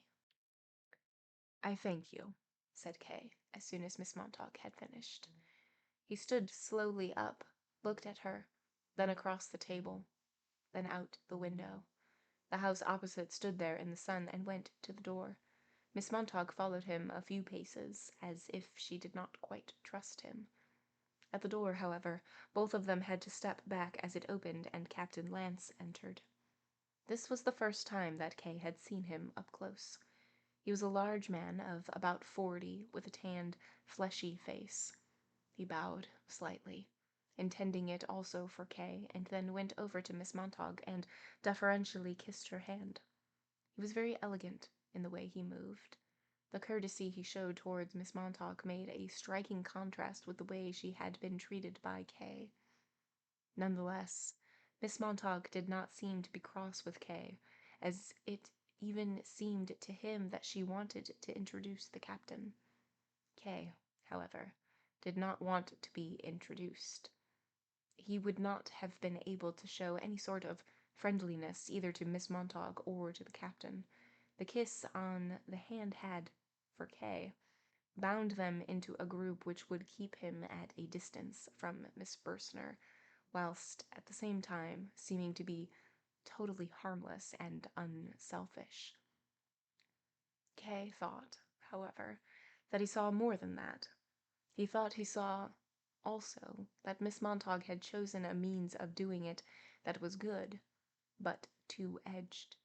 She exaggerated the importance of the relationship between Kay and Miss Burstner, and above all she exaggerated the importance of asking to speak with her, and she tried at the same time to make out that Kay was exaggerating everything. She would be disappointed. Kay did not want to exaggerate anything. He was aware that Miss Burstner was a little typist who would not offer him much resistance for long. In doing so, he deliberately took no account of what Mrs. Grubach had told him about Miss Burstner. All these things were going through his mind as he left the room with hardly a polite word. He wanted to go straight to his room, but a little laugh from Miss Montauk that he heard from the dining room behind him brought him to the idea that he might prepare a surprise for the two of them, the captain and Miss Montauk. He looked round and listened to find out if there might be any disturbance from any of the surrounding rooms. Everywhere it was quiet. The only thing to be heard was the conversation from the dining room and Mrs. Grubach's voice from the passage leading to the kitchen. This seemed inopportune time. Kay went to Miss Burstner's room and knocked gently. There's no sound, so he knocked again, but there was still no answer in reply. Was she asleep? Or was she really unwell? Or was she just pretending as she realized it could only be Kay knocking so gently? Kay assumed she was pretending and knocked harder. Eventually, when the knocking brought no result, he carefully opened the door with the sense of doing something that was not only improper, but also pointless. In the room there was no one. What's more, it looked hardly at all like the room Kay had known before. Against the wall there were now 2 beds behind one another. There were clothes piled up on 3 chairs near the door. A wardrobe stood open. Miss Burstner must have gone out while Miss Montague was speaking to him in the dining room. Kay was not greatly bothered by this. He had hardly expected to be able to find Miss Burstner so easily, and had made this attempt for little more reason than to spite Miss Montague. But that made it all the more embarrassing for him when, as he was closing the door again, he saw Miss Montague and the captain talking in the open doorway of the dining room.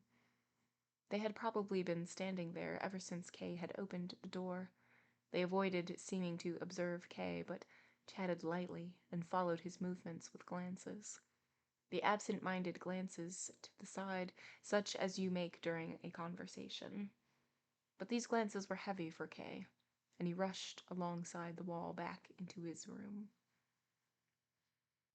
End of chapter 4. What? I feel like at the end of each chapter, what we're left with is just like a, a sense of what? Okay, so 'tis morning, and he's having breakfast with Miss. It's a Sunday morning, and he's having breakfast with Mrs. I can't remember her name. Grubach, the landlady. And all he's hearing is a back and forth, a to and fro of somebody just dragging something. And it comes to be that Miss Montague is actually moving in with Miss Burstner. They're going to share a room. And then the open room is going to go to the landlady's cousin. Cousin? Lance. And so Kay is like, okay, cool. And they have like this weird, uncertain moment because of their last interaction. And so, like, they're both kind of treading water, but not really. I mean, they are. They're both treading water, trying to get back onto that level plane of where their relationship was before. And Kay just wants to talk to Miss Burstner.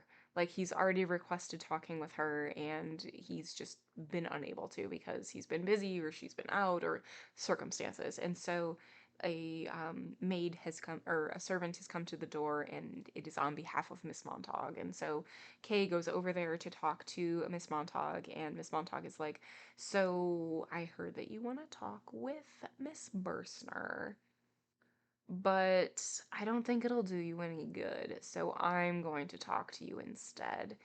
And they don't really say anything. Again, like, all of these conversations aren't really saying much of anything. And we're leaving more confused, but maybe okay with being more confused than how we started the conversation. I don't know. I don't know. It's just a big old question mark above my head right now. But now Lance is going to move into the room that Miss Montague has vacated. Oh, and then on the way leaving, we are, well, Kay stops into the bedroom of, well, he's trying to knock on the door of Miss Burstner, and nobody's answering. And so he's like, oh, it's obviously because she knows that it's me. Like, who else could it be? And so he knocks louder and still no answer. And then he goes in and nobody's there. And he just talks about, like, the rearranging of the furniture, and he feels uncomfortable, and he just goes back to his room. All right. Chapter 5. The Whip Man. One evening, a few days later, Kay was walking along one of the corridors that separated his office from the main stairway. He was nearly the last one to leave for home that evening. There remained only a couple of workers in the light of a single bulb in the dispatch department, when he heard a sigh from behind a door which he had himself never opened, but which he had always thought just led into a junk room. He stood in amazement, and listened again to establish whether he might not be mistaken. For a while there was silence, but then came some more sighs. His first thought was to fetch one of the servitors.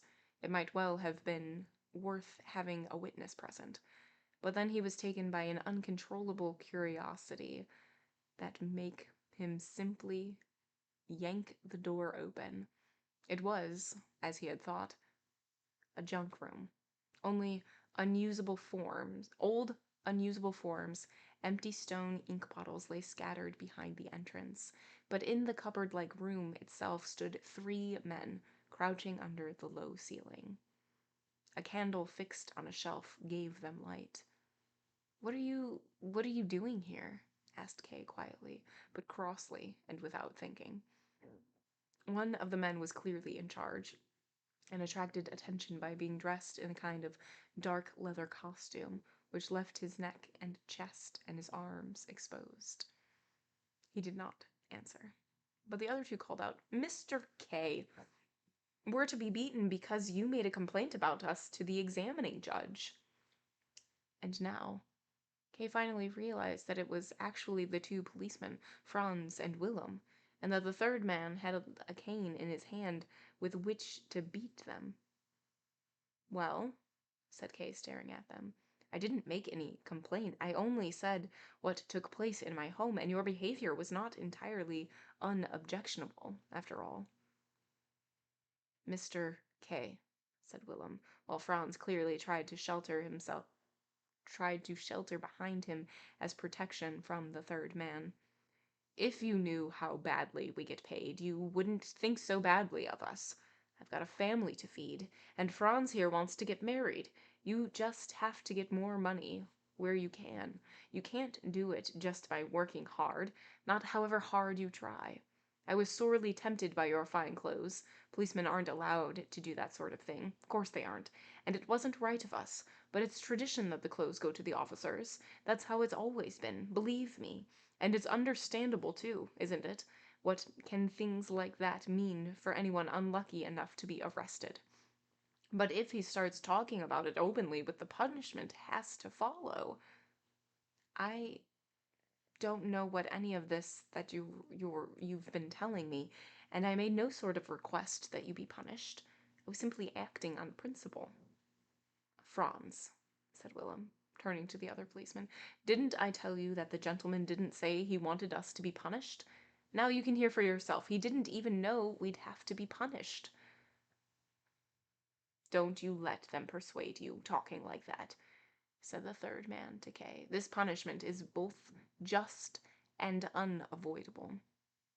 "Don't listen to him," said Willem, interrupting himself only to quickly bring his hand to his mouth when it had received a stroke of the cane. "You're only being punished because you made a complaint against us. Nothing would have happened to us otherwise, not even if they'd found out what we'd done. Can you call that justice? Both of us, me especially, we'd proved our worth as good officers over a long period. You've got to admit yourself that as far as official work was concerned, we did the job well. Things looked good for us. We had prospects. It's quite certain that we would have been made whipmen too, like this one. Only he had the luck not to have anyone make a complaint about him, as you really don't get many complaints like that. Only that's all finished now, Mr. K. Our careers are at an end. You're going to have to do work now that's far inferior to police work, and besides all this, we're going to get this terrible, painful beating." "Can the cane really cause so much pain, then?" asked Kay, testing the cane that the whip-man swung in front of him. "We're going to have to strip off totally naked," said Willem. "Oh, I see," said Kay, looking straight at the whipman. His skin was burned brown like a sailor's, and his face showed health, and vigor. Is there then no possibility of sparing these two their beating? He asked. No, said the whipman, shaking his head with a laugh. Get undressed, he ordered the policeman, and to Kay he said, You shouldn't believe everything they tell you. It's the fear of being beaten. It's already made them a bit weak in the head. This one here, for instance, he pointed to Willem. All that he told you about his career prospects, it's just ridiculous. Look at him. Look how fat he is. The first strokes of the cane will just get lost in all that fat. Do you know what it is that made him this way? He's in the habit of everybody that gets arrested by him. He eats their breakfast. Didn't he eat up yours? Yeah, I thought as much. But a man with a belly like that can't be made into a whipman, and never will be. That is quite out of the question. There are whipmen like that, Willem insisted, who had just released the belt of his trousers. No, said the whipman, striking him such a blow with the cane on his neck that it made him wince. You shouldn't be listening to this. Just get undressed. I would make it well worth your while if you would let them go, said Kay, and without looking at the whipman again, as such matters are best carried on with both pairs of eyes turned down, he pulled out his wallet. And then you'd try and put in a complaint against me, too, said the whipman, and get me flogged? No, no. Now, do be reasonable, said Kay. If I had wanted to get these two punished, I would not now be trying to buy their freedom, would I? I could simply close the door here behind me, go home, and see or hear nothing more of it. But that's not what I'm doing. It really is of much more importance to me to let them go free. If I had realized they would be punished, or even that they might be punished, I would never have named them in the first place, as they are not the ones I hold responsible. It's the organization that's to blame. The high officials are the ones to blame. That's how it is, shouted the policeman, who then immediately received another blow on their backs, which were by now exposed. If you had a senior judge here beneath your stick, said Kay, pressing down the cane as he spoke to stop it being raised once more, I really would do nothing to stop you. On the contrary, I would even pay you money to give you all the more strength. Yeah, that's all very plausible, what you're saying there, said the whipman. Only I'm not the sort of person you can bribe. It's my job to flog people, so I flog them. Franz, the policeman, had been fairly quiet so far, probably in expectation of a good result from Kay's intervention, but now he stepped forward to the door wearing just his trousers, knelt down, hanging on to Kay's arm, and whispered, Even if you can't get us mercy, shown for both of us, at least try and get me set free. Willem is older than me. He's less sensitive than me in every way. He even got a light beating a couple of years ago, but my record's still clean. I only did things the way I did because William led me on to it. He's been my teacher both for good and bad. Down in front on the bank, my poor bride is waiting for me at the entrance. I'm so ashamed of myself. It's pitiful. His face was flowing with tears, and he wiped it dry on Kay's coat. I'm not going to wait any longer, said the whipman, taking hold of the cane in both hands and laying into Franz while Willem cowered in the corner and looked on secretly, not even daring to turn his head. Then the sudden scream that shot out from Franz was long and irrevocable. It seemed to come not from a human being but from an instrument that was being tortured. The whole corridor rang with it. It must have been heard by everyone in the building. Don't shout like that, called out Kay, unable to prevent himself, and as he looked anxiously in the direction from which the servitor would come, he gave Franz a shove, not hard, but hard enough for him to fall down unconscious, clawing at the ground with his hands by reflex. He did not avoid being hit. The rod still found him on the floor, the tip of the rod swaying regularly up and down while he rolled to and fro under its blows. And now one of the servitors appeared in the distance, with another a few steps behind him. Kay had quickly thrown the door shut, gone over to one of the windows overlooking the yard, and opened it. The screams had completely stopped. So that the servitor wouldn't come in, he called out, "It's only me." "Good evening, Chief Clerk," somebody called back. "Is there anything wrong?" No, answered Kay. "It's only a dog yelping in the yard." There was no sound from the servitor, so he added, "You can go back to what you were doing." He did not want to become involved with a conversation with them, so he leant out of the window. A little while later, when he looked out the corridor, they had already gone. Now, Kay remained at the window. He did not dare go back into the junk room, and he did not want to go home either. The yard he looked down into was small and rectangular. All around it were offices. All the windows were now dark, and only those at the very top caught a reflection of the moon. Kay tried hard to see into the darkness of one corner of the yard, where a few handcarts had been left behind one another. He felt anguish at not having been able to prevent the flogging, but that was not his fault. If Franz had not screamed like that, clearly it must have caused a great deal of pain, but it's important to maintain control of oneself at important moments. If Franz had not screamed, then it was at least highly probable that Kay would have been able to dissuade the whipman. If all the junior officers were contemptible, why would the whipman, whose position was the most inhumane of all, be any exception? And Kay had noticed very clearly how his eyes had lit up when he saw the banknotes. He had obviously only seemed serious about the flogging to raise the level of the bribe a little. And Kay had not been ungenerous. He really had wanted to get the policeman freed. If he really had now begun to do something against the degeneracy of the court, then it was a matter of course that he would have to do something here as well. But of course, it became impossible for him to do anything as soon as Franz started screaming. Kay could not possibly have let the junior bank staff, and perhaps even all sorts of other people, come along and catch him by surprise as he haggled with those people in the junk room. Nobody could really expect that sort of sacrifice of him. If that had been his intention, then it would almost have been easier. Kay would have taken his own clothes off and offered himself to the whipman in the policeman's place. The whipman would certainly not have accepted his substitution anyway, as in that way he would have seriously violated his duty without gaining any benefit. He would most likely have violated his duty twice over, as court employees were probably under orders not to cause any harm to Kay while he was facing charges, although there may have been special conditions in force here. However things stood, Kay was able to do no more than throw the door shut, even though that would still do nothing to remove all the dangers he faced. It was regrettable that he had given Franz a shove, and it could only be excused by the heat of the moment. In the distance, he heard the steps of the servitors.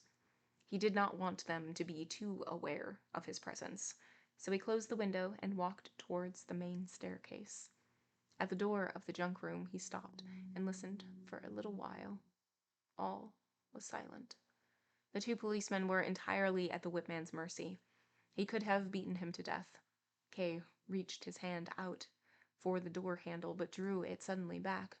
He was no longer in any position to help anyone, and the servitors would soon be back. He did, though, promise himself that he would raise the matter again with somebody and see that, as far as it was in his power, those who really were guilty, the high officials whom nobody had so far dared point out to him, received their due punishment. As he went down the main stairway to the front of the bank, he looked carefully round at everyone who was passing, but there was no girl to be seen who might have been waiting for somebody, not even within some distance from the bank. Franz's claim that his bride was waiting for him was thus shown to be a lie, albeit one that was forgivable and intended only to elicit more sympathy. The policemen were still on Kay's mind all through the following day. He was unable to concentrate on his work, and had to stay in his office a little longer than the previous day so that he could finish. On the way home, As he passed by the junk room again, he opened its door as if that had been his habit. Instead of the darkness he expected, he saw everything unchanged from the previous evening, and did not know how he should respond. Everything was exactly the same as he had seen it when he had opened the door the previous evening. The forms and bottles of ink just inside the doorway, the whipman with his cane, the two policemen still undressed, the candle on the shelf, and the two policemen began to wail and call out, "Mr. K!" K slammed the door immediately shut, and even thumped on it with his fists, as if that would shut it all the firmer. Almost in tears, he ran to the servitors working quietly at the copying machine. "Go and get that junk room cleared out," he shouted, and, in amazement, they stopped what they were doing. "It should have been done long ago. We're sinking in dirt." They would be able to do the job the next day. Kay nodded. It was too late in the evening to make them do it there and then, as he had originally intended. He sat down briefly in order to keep them near him for a little longer, looked through a few of the copies to give the impression that he was checking them, and then, as he saw that they would not dare to leave at the same time as himself, went home tired and with his mind numb. End of chapter 5. Okay, so chapter 5, we have Kay who is at work, and he hears a sigh, and he doesn't really know like what that sigh is. It sounds like it's coming from this door that's next to him, but the door next to him is just like a junk room, like it's just like a supply closet. But he nevertheless hears the sigh again, and then goes to open the door, and what does he see? He sees the two policemen who arrested him, and this other guy who has like a cane. And the two policemen are like blaming Kay for their punishment. They're saying, "You told on us. You called us in, or you like, called us out, not in, called us out for, like our meeting." And Kay was like, "No, I didn't. I didn't like call for punishment. What I did was say what happened. I told the facts. I told the truth. I told, the events that took place." And they're like, "Yeah, it's your fault. Like, it's your fault that we're being punished." And so they're being punished by being like flogged by this guy holding a cane, and they have to like strip down naked and be like flogged, which is wild. And so he's the Kay is like, "Okay, well, like, what do I have to do?" Like, and he like opens his wallet, and there's like no amount that he would be able to do to stop it. And the Cane Man's like, don't be silly." And so he leaves for the day, and he's just continuing to. Oh no, he doesn't leave. Does he leave? Is it the next day? Does the next day happen? I thought that I read that, but maybe not. Maybe it's just at night. But he goes back and he opens the door, and they're still there. They're still in the little supply closet, the junk room, being punished. And so he just like slams the door shut and runs, and he finds some servitors, and he's like, the junk closet, the junk room needs to be cleared out. Like, do it now. It is disgusting." And they're like, "All right, well, we'll do it tomorrow." And Kay accepts this because it is far too late in the day for them to like do it tonight. So he accepts this, and that's where it ends. So again, it just feels like this wild dream. Like you're at work in your office, and you hear a sigh, and you open it, and you see the people that you've been thinking about, that are like so just like involved in this like weird, like almost farcical scene of you being arrested and not knowing why, and not knowing like anything about like the top organization. Wild, wild, wild. All right, chapter 6. Kay's uncle, Leni. One afternoon, Kay was very busy at the time getting the post ready. Kay's uncle Karl, a small country land owner, came into the room, pushing his way between two of the staff who were bringing in some papers. Kay had long expected his uncle to appear, but the sight of him now shocked Kay. far less than the prospect of it had done a long time before. His uncle was bound to come. Kay had been sure of that for about a month. He already thought at the time he could see how his uncle would arrive, slightly bowed, his battered Panama hat in his left hand, his right hand already stretched out over the desk long before he was close enough, as he rushed carelessly towards Kay, knocking over everything that was in his way. Kay's uncle was always in a hurry, as he suffered from the unfortunate belief that he had a number of things to do while he was in the big city and had to settle all of them in one day. His visits were only ever for one day, and at the same time thought he could not forego any conversation or piece of business or pleasure that might arise by chance. Uncle Karl was Kay's former guardian, and so Kay was duty-bound to help him in all of this, as well as to offer him a bed for the night. "I'm haunted by a ghost from the country," he would say. As soon as they had greeted each other, Kay had invited him to sit in the armchair, but Uncle Karl had no time for that. He said he wanted to speak briefly with Kay in private. "It is necessary," he said with a tired gulp. "It is necessary for my peace of mind." Kay immediately sent the junior staff from the room and told them to let no one in. "What's this that I've been hearing, Joseph?" cried Kay's uncle when they were alone, as he sat on the table shoving various papers under himself, without looking at them to make himself more comfortable. Kay said nothing. He knew what was coming, but suddenly relieved from the effort of the work he had been doing, he gave way to a pleasant lassitude and looked out the window at the other side of the street. From where he sat, he could see just a small, triangular section of it, part of the empty walls of houses between two shop windows. "You're staring out the window," called out his uncle, raising his arms. "For God's sake, Joseph, give me an answer. Is it true? Can it really be true?" "Uncle Karl," said Kay, wrenching himself back from his daydream, "I really don't know what it is you want of me."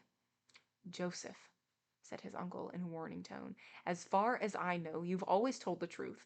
Am I to take what you've just said as a bad sign?" "I think I know what it is you want," said Kay obediently. "I expect you've heard about my trial." "That's right," answered his uncle with a slow nod. "I've heard about your trial." "Who did you hear it from, then?" asked Kay. "Erna wrote to me," said his uncle. "She doesn't have much contact with you, it's true, but don't pay very much attention to her, I'm afraid to say, but she learned about it nonetheless. I got her letter today, and of course I came straight here, and for no other reason, but it seems to me that this is reason enough. I can read you out the part of the letter that concerns you." He drew the letter out of his wallet. "Here it is. She writes, 'I have not seen Joseph for a long time. I was in the bank last week, but Joseph was so busy that they would not let me through. I waited there for nearly an hour, but then I had to go home as I had my piano lesson. I would have liked to have spoken with him. Maybe there will be a chance some other time. He sent me a big box of chocolates for my name day. That was very nice and attentive of him. I forgot to tell you about that when I wrote, and I only remember now that you asked me about it. Chocolate, as I am sure you are aware, disappears straight away in this lodging house. Almost as soon as you know somebody has given you chocolate, it is gone. But there is nothing else I wanted to tell you about Joseph. Like I said, they would not let me through to see him at the bank because he was negotiating with some gentleman just then. After I had been waiting quietly for quite a long time, I asked one of the staff whether his meeting would last much longer. He said it might well do, as it was probably about the legal proceedings. He said that there were being conducted against him. I asked what sort of legal proceedings it was that were being conducted against the chief clerk and whether he was not making some mistake, but he said he was not making any mistake. There were legal proceedings underway, and even that they were about something quite serious, but he did not know any more about it. He would have liked to have been of some help to the chief clerk himself, as the chief clerk was a gentleman, good and honest, but he did not know what it was he could do, and merely hoped there would be some influential gentleman who would take his side. I'm sure that is what will happen, and that everything will turn out for the best in the end, but in the meantime things do not look good at all, and you can see that from the mood of the chief clerk himself. Of course, I did not place too much importance on this conversation, and even did my best to put the bank clerk's mind at rest. He was quite a simple man. I told him he was not to speak to anyone else about this, and I think it is all just a rumor, but I still think it might be good for you, dear father, if you looked into the matter of the next time you visit. It will be easy for you to find out more detail, and if it is really necessary, to do something about it through the great and influential people you know. But if it is not necessary, and that is what seems most likely, then at least your daughter will soon have the chance to embrace you, and I look forward to it. She's a good child, said Kay's uncle, when he had finished reading, and wiped a few tears from his eyes. Kay nodded.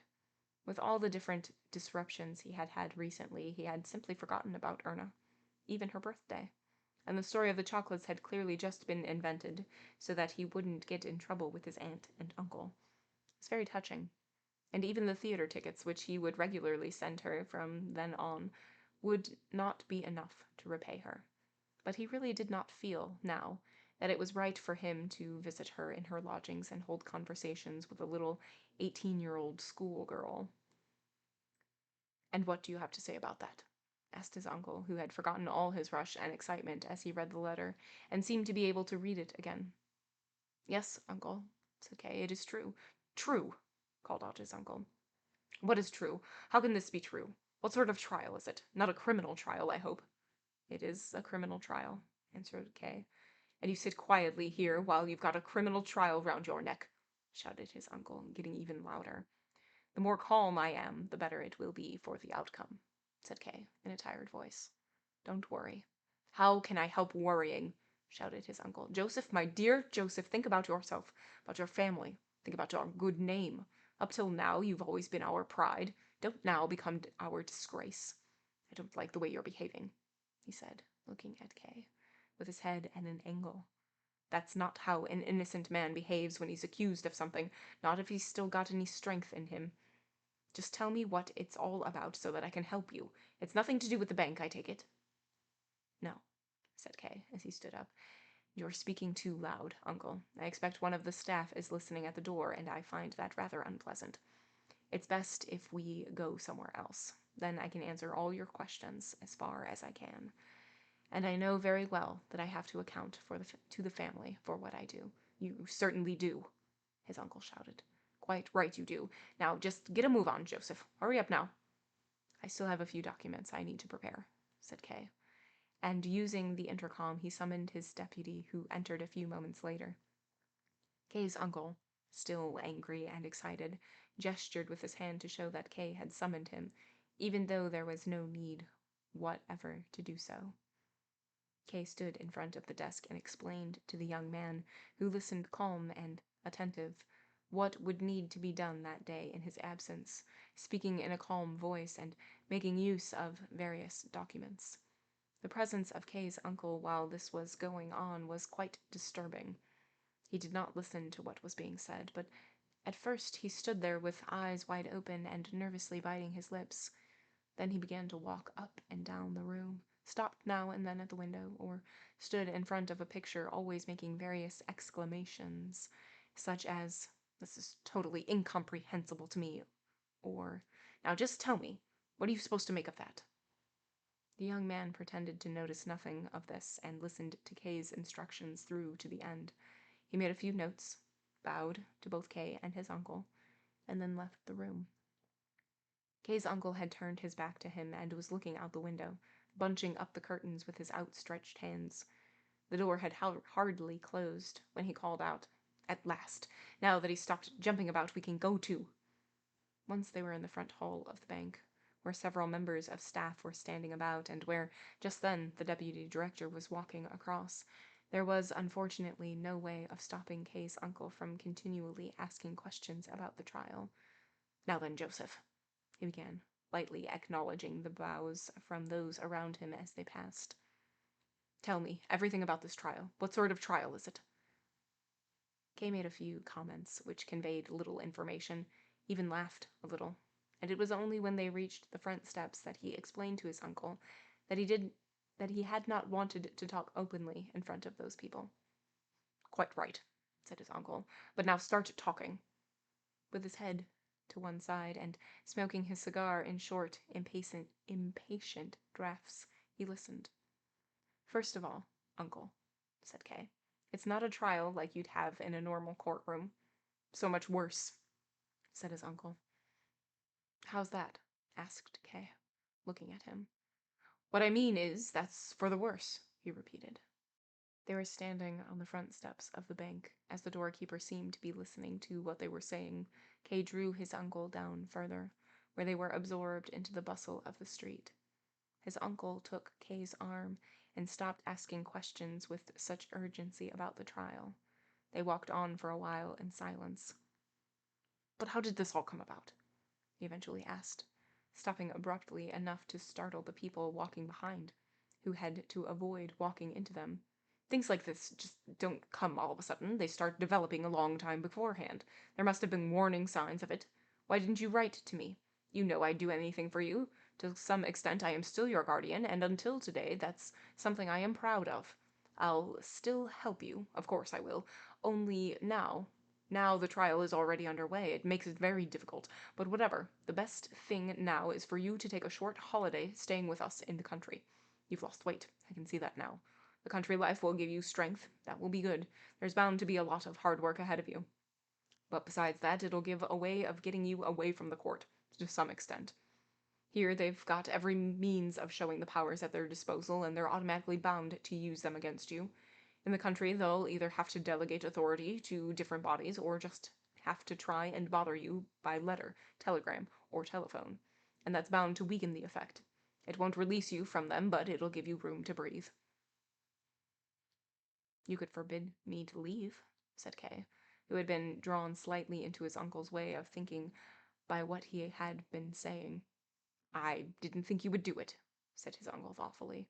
You won't suffer too much loss of power by moving away.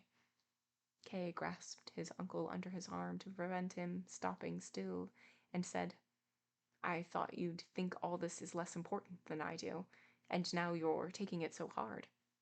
Joseph, called his uncle, trying to disentangle himself from him so that he could stop walking. But Kay did not let go. You've completely changed. You used to be so astute. Are you losing it now? Do you want to lose the trial? Do you realize what that would mean? That would mean you would be simply destroyed, and that everyone you know would be pulled down with you, or at the very least humiliated, disgraced, right to the ground. Joseph, pull yourself together. The way you're so indifferent about it, it's driving me mad.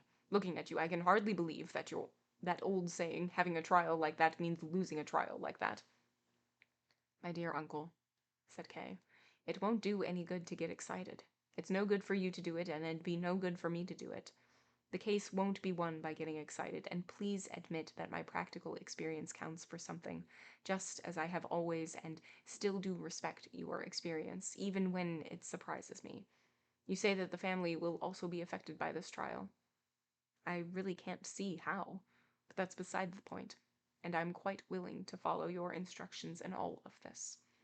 Only I don't see any advantage in staying in the country, not even for you, as that would indicate flight and a sense of guilt.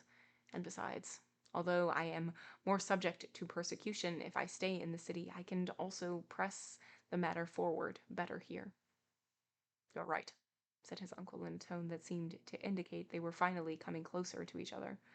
I just made this suggestion because, as I saw it, if you stay in the city, the case will be put in danger by your indifference to it, and I thought it better if I did the work for you. But will you push things forward yourself with all your strength? If so, that will naturally be far better. We're agreed then, said Kay. And do you have any suggestions for what I should do next? Well, naturally, I'll have to think about it, said his uncle.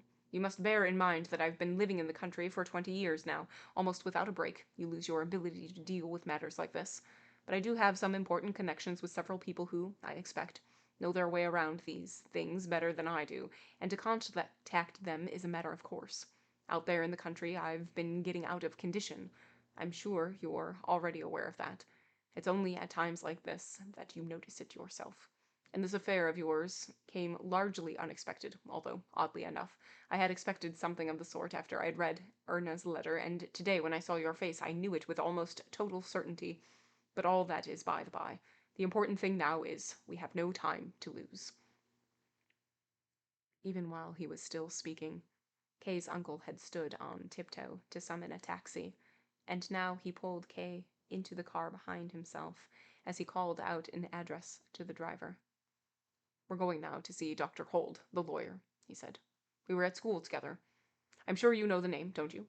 No? Well, that's odd. He's got a very good reputation as a defense barrister and for working with the poor, but I esteem him especially as someone you can trust."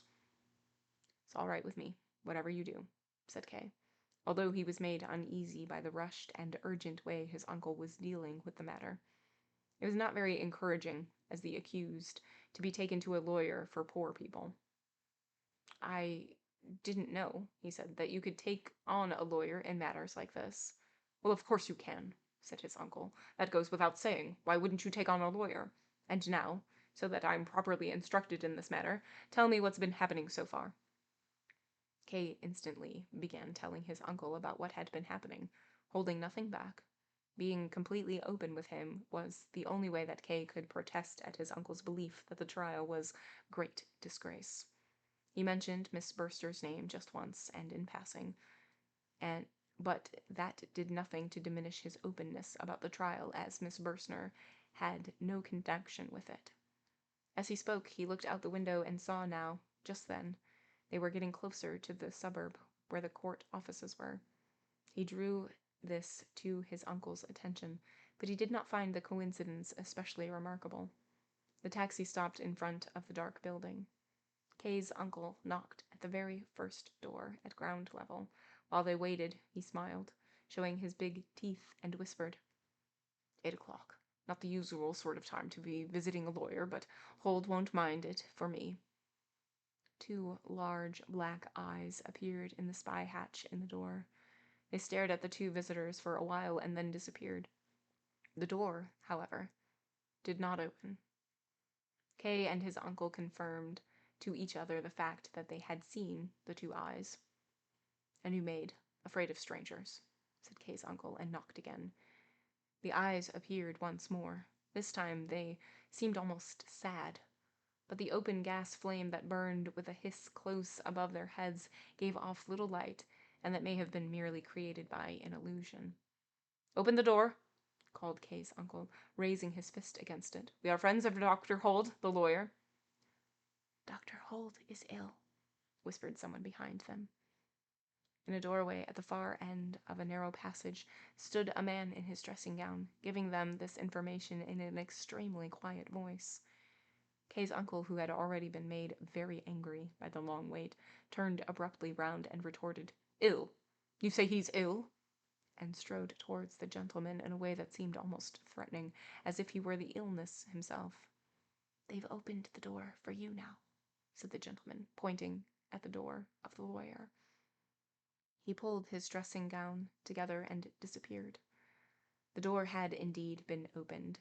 A young girl, Kay recognized the dark, slightly bulging eyes, stood in the hallway in a long white apron, holding a candle in her hand. "Next time, open up sooner," said Kay's uncle instead of a greeting, while the girl made a slight curtsy. "Come along then, Joseph," he then said to Kay, who was slowly moving over towards the girl. "Dr. Huld is unwell." "Dr. Huld is unwell," said the girl as Kay's uncle, without stopping, rushed towards one of the doors. Kay continued to look at the girl in amazement as she turned round to block the way into the living room. She had a round face like a puppy's. Not only the pale cheeks of the chin were round, but the temples and the hairline were too. "Joseph," called his uncle once more, and he asked the girl, "It's trouble with this heart, isn't it?"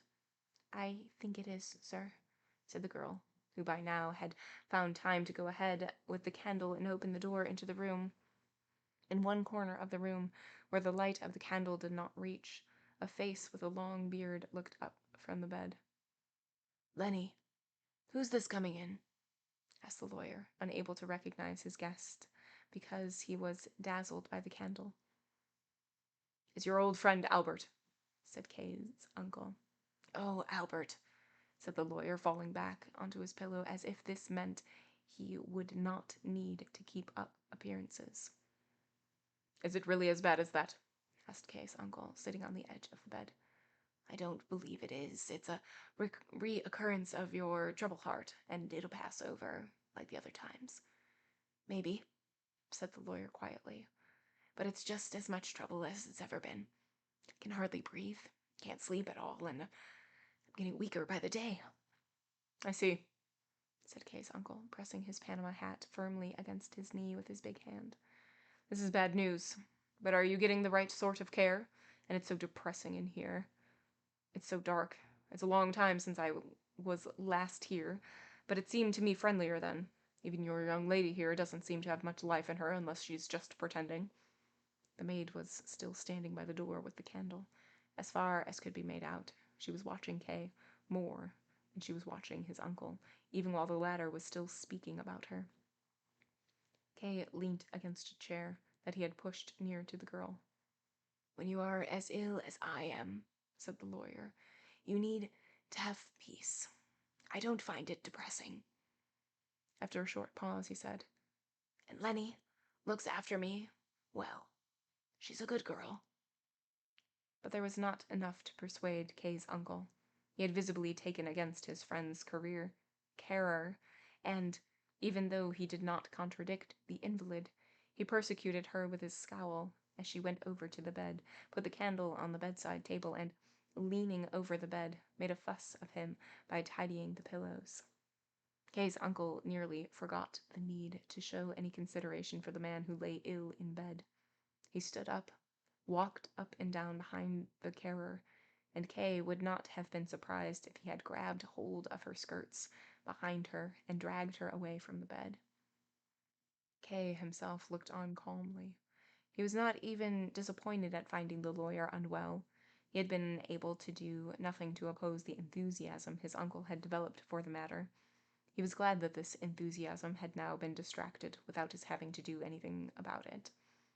His uncle, probably simply wishing to be offensive to the lawyer's attendant, then said, Young lady, now please leave us alone for a while. I have some personal matters to discuss with my friend. Dr. Huld's carer was still leaned over the invalid's bed and smoothing out the cloth covering the wall next to it. She merely turned her head, and then, in striking contrast with the anger that first stopped Kay's uncle from speaking, and then let the words out in a gush, she said very quietly, You can see that Dr. Huld is so ill that he can't discuss any matters at all. It was probably just for the sake of convenience that she had repeated the words spoken by Kay's uncle, but an onlooker might even have perceived it as mocking him, and he, of course, jumped up as if he had been stabbed. You damned! In the first gurgling of his excitement, his words could hardly be understood. Kay was startled, even though he had been expecting something of the sort, and ran to his uncle with the intention, no doubt, of closing his mouth and with both his hands. Fortunately, though, behind the girl, the invalid raised himself up. Kay's uncle made an ugly face as if swallowing something disgusting, and then, somewhat calmer, said, We have, naturally, not lost our senses, not yet. If what I am asking for you were not possible, I would not be asking it. Now please, go. The carer stood up straight by the bed, directly facing Kay's uncle. Kay thought he noticed that with one hand she was stroking the lawyer's hand. You can say anything in front of Leni, said the invalid, in a tone that was unmistakably imploring. It's not my business, said Kay's uncle, and it's not my secrets. And he twisted himself round, as if wanting to go into no more negotiations, but giving himself a little more time to think. Whose business is it, then? Asked the lawyer in an exhausted tone as he leaned back. My nephew's, said Kay's uncle, and I've brought him along with me. And he introduced him. Chief Clerk Josef K. Oh, said the invalid, now with much more life in him, and reached out his hand towards Kay. Do forgive me. I didn't notice you there at all. Then he said to his carer, Leni, go. Stretching his hand out to her as if this were a farewell that would have to last for a long time. This time the girl offered no resistance. So you, he finally said to Kay's uncle, who had also calmed down and stepped closer, you haven't come to visit me because I'm ill, but you've come on business. The lawyer now looked so much stronger that it seemed the idea of being visited because he was ill had almost made him weak. He remained supporting himself on one elbow, which must have been rather tiring, and continually pulled at a lock of hair in the middle of his beard. "You already look much better," said Kay's uncle. "Now that witch has gone outside." He interrupted himself, whispered, "I bet you she's listening," and sprang over to the door. But behind the door there was no one. Kay's uncle came back, not disappointed, as her not listening seemed to be worse than if she had been, but probably somewhat embittered. "You're mistaken about her," said the lawyer, but did nothing more to defend her. Perhaps that was his way of indicating that she did not need defending. But in a tone that was much more committed, he went on, "As far as your nephew's affairs are concerned, this will be an extremely difficult undertaking, and I'd count myself lucky if my strength lasted out long enough for it. I'm greatly afraid it won't do, but anyway, I don't want to leave anything untried. If I don't last out, you can always get somebody else. To be honest, this matter interests me very much, and I can't bring myself to give up the chance of taking some part in it. If my heart does totally give out, then at least it will have found a worthy affair to fail in." Kay believed he understood not a word of his entire speech. He looked at his uncle for an explanation, but his uncle sat on the bedside table, with the candle in his hand. A medicine bottle had rolled off the table onto the floor. He nodded to everything the lawyer said, agreed to everything, and now and then looked at Kay, urging him to show the same compliance. Maybe Kay's uncle had already told the lawyer about the trial, but that was impossible. Everything that had happened so far spoke against it. So he said, "I don't understand." "Well, maybe I've misunderstood what you've been saying," said the lawyer, just as astonished and embarrassed as Kay. "Perhaps I've been going too fast. What was it you wanted to speak to me about?" "I thought it was to do with your trial." "Of course it is," said Kay's uncle, who then asked Kay, "So what is it you want?" "Yes, but how is it that you know anything about me and my case?" asked Kay. "Oh, I see," said the lawyer with a smile. "I am a lawyer. I move in court circles. People talk about various different cases, and the more interesting ones stay in your mind, especially when they concern the nephew of a friend. There's nothing very remarkable about that." "What is it you want, then?" asked Kay's uncle once more. "You seem so uneasy about it." "You move in this court's circles?" asked Kay. "Yes," said the lawyer. "You're asking questions like a child," said Kay's uncle. "What circles should I move in, then, if not with members of my own discipline?" the lawyer added. It sounded so indisputable that Kay gave no answer at all. "But you work in the high court, not that court in the attic," he had wanted to say, but could not bring himself to actually utter it. "You have to realize," the lawyer continued in a tone as if he were explaining something obvious, unnecessary, and incidental. "You have to realize that I also derive great advantage for my clients from mixing with those people, and do so in many different ways. It's not something you can keep talking about in all the time. I'm at a bit of a disadvantage now, however, of course, because of my illness, but I still get visits from some good friends of mine at the court, and I learn one or two things. I might even be that I learn more than many of those who are in the best of health and spend all day in court.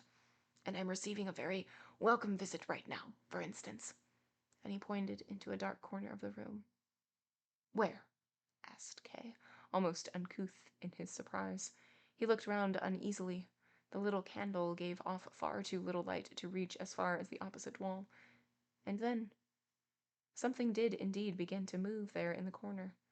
In the light of the candle held up by Kay's uncle, an elderly gentleman could be seen sitting beside a small table. He had been sitting there for so long without being noticed that he could hardly have been breathing. Now he stood up with a great deal of fuss, clearly unhappy that attention had been drawn to him. It was as if, by flapping his hands about like short wings, he hoped to deflect any introductions and greetings, as if he wanted on no account to disturb the others by his presence, and seemed to be exhorting them to leave him back in the dark and forget his being there. That, however, was something that could no longer be granted him. "You took us by surprise, you see," said the lawyer in explanation, cheerfully indicating to the gentleman that he should come closer, which, slowly, hesitatingly, looking all around him but with a certain dignity, he did. "The office director. Oh, yes. Forgive me. I have introduced you. This is my friend Albert K. This is his nephew, the chief clerk Joseph K. And this is the office director. So the office director was kind enough to pay me a visit. It's only possible to appreciate just how valuable a visit like this is if you've been let into the secret of what a pile of work the office director has heaped over him. Well, he came anyway. We were having a cheerful chat as far as I was able when I'm so weak. And although he hadn't told Leni she mustn't let anyone in as we weren't expecting anyone, we would still rather have remained alone. But then along came you, Albert, thumping your fists on the door. The office director moved over into the corner, pulling his table and chair with him. But now it turns out we must have, that is, if that's what you wish, we might have something to discuss with each other, and it would be good if we can all come back together again. Office director," he said, with his head on one side, pointing with a humble smile to an armchair near the bed. "I'm afraid." Me too. "I'm afraid I'll only be able to stay a few more minutes," smiled the office director as he spread himself out in the armchair and looked at the clock. "Business calls. But I wouldn't want to miss the chance of meeting a friend of a friend." He inclined his head slightly towards Kay's uncle, who seemed very happy with his new acquaintance. But he was not the sort of person to express his feelings of deference, and responded to the office director's words with embarrassed but loud laughter. A horrible sight. Kay was able to quietly watch everything as nobody paid any attention to him. The office director took over as leader of the conversation, as seemed to be his habit once he had been called forward. The lawyer listened attentively with his hand over his ear, his initial weakness having perhaps only had the function of driving away his new visitors. Kay's uncle served as candle-bearer, balancing the candle on his thigh while the office director frequently glanced nervously at it, and was soon free of his embarrassment, and was quickly enchanted not only by the office director's speaking manner, but also by the gentle, waving hand movements with which he accompanied it. Kay, leaning against the bedpost, was totally ignored by the office director, perhaps deliberately, and served the old man only as audience. And besides, he had hardly any idea what the conversation was about, and his thoughts soon turned to the care assistant and the ill treatment she had suffered from his uncle. Soon after, he began to wonder whether he had not seen the office director somewhere before, perhaps among the people who were at his first hearing. He may have been mistaken, but thought the office director might well have been among the old gentlemen with the thin beards in the first row. There was then a noise that everyone heard from the hallway, as if something of porcelain were being broken. "I'll go and see what's happened," said Kay, who slowly left the room as if giving the others the chance to stop him. He had hardly stepped into the hallway, finding his bearings in the darkness, with his hand still firmly holding the door, when another small hand, much smaller than Kay's own, placed itself on his and gently shut the door. It was the carer who had been waiting there. "Nothing has happened," she whispered to him. "I just threw a plate against the wall to get you out of here." "I was thinking about you as well," replied Kay uneasily. "So much the better," said the carer. "Come with me." A few steps along, they came to a frosted glass door, which the carer opened for him. "Come in here," she said. It was clearly the lawyer's office, fitted out with old, heavy furniture as far as could be seen in the moonlight, which now illuminated just a small, rectangular section of the floor by each of the 3 big windows. "This way," said the carer, pointing to a dark trunk with a carved wooden backrest. When he had sat down, Kay continued to look around the room. It was a large room with a high ceiling, The clients of this lawyer for the poor must have felt quite lost in it. Kay thought he could see the little steps with which visitors would approach the massive desk.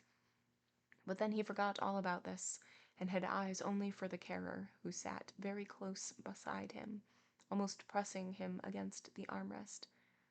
"I did think," she said, "you would come out here to me by yourself, without me having to call you first. It was odd. At first you stare at me as soon as you come in, and then you keep me waiting. And you ought to call me Leni, too," she added quickly, and suddenly, as if no moment of this conversation should be lost. "Gladly," said Kay. "But as for being odd, Leni, that's easy to explain. Firstly, I had to listen to what the old men were saying and couldn't leave without a good reason. But secondly, I'm not a bold person. If anything, I'm quite shy, and you, Leni, you didn't really look like you could be won over in one stroke either." "That's not it," said Leni, laying one arm on the armrest and looking at Kay. "You didn't like me, and I don't suppose you like me now either." "Liking wouldn't be very much," said Kay evasively. "Oh!" she exclaimed with a smile, thus making use of Kay's comment to gain an advantage over him. So Kay remained silent for a while. By now he had become used to the darkness in the room and was able to make out various fixtures and fittings. He was especially impressed by a large picture hanging to the right of the door.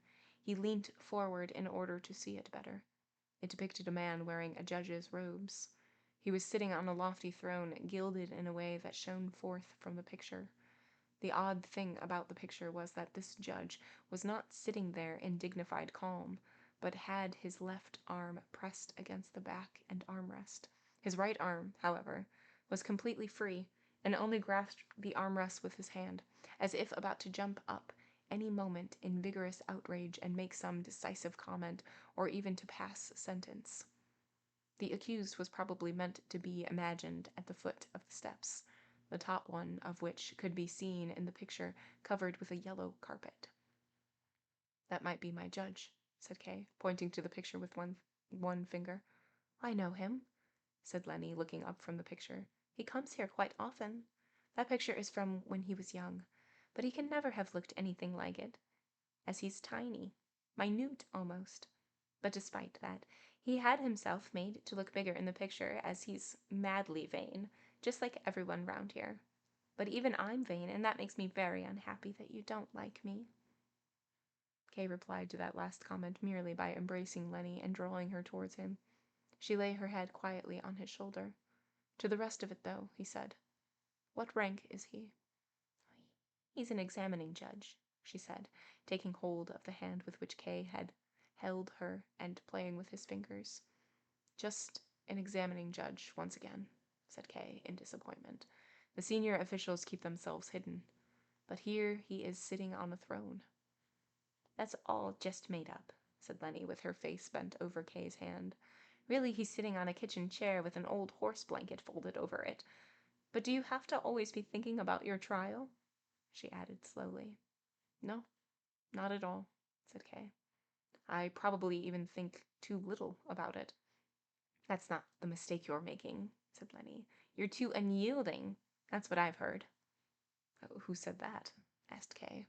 He felt her body against his chest and looked down on her rich, dark, tightly bound hair. "I'd be saying too much if I told you that," answered Leni. "Please, don't ask for names. But do stop making these mistakes of yours. Stop being so unyielding. There's nothing you can do to defend yourself from this court. You have to confess. So confess to them as soon as you get the chance. It's only then that they give you the chance to get away. Not till then. Only without help from outside, even that's impossible. But you needn't worry about getting this help, as I want to help you myself." "You understand a lot about this court and what sort of tricks are needed," said Kay as he lifted her, since she was pressing in much too closely to him, onto his lap. "That's all right then," she said, and made herself comfortable on his lap by smoothing out her skirt and adjusting her blouse. Then she hung both arms around her neck, leant back, and took a long look at him. "And what if I don't confess? Could you not help me then?"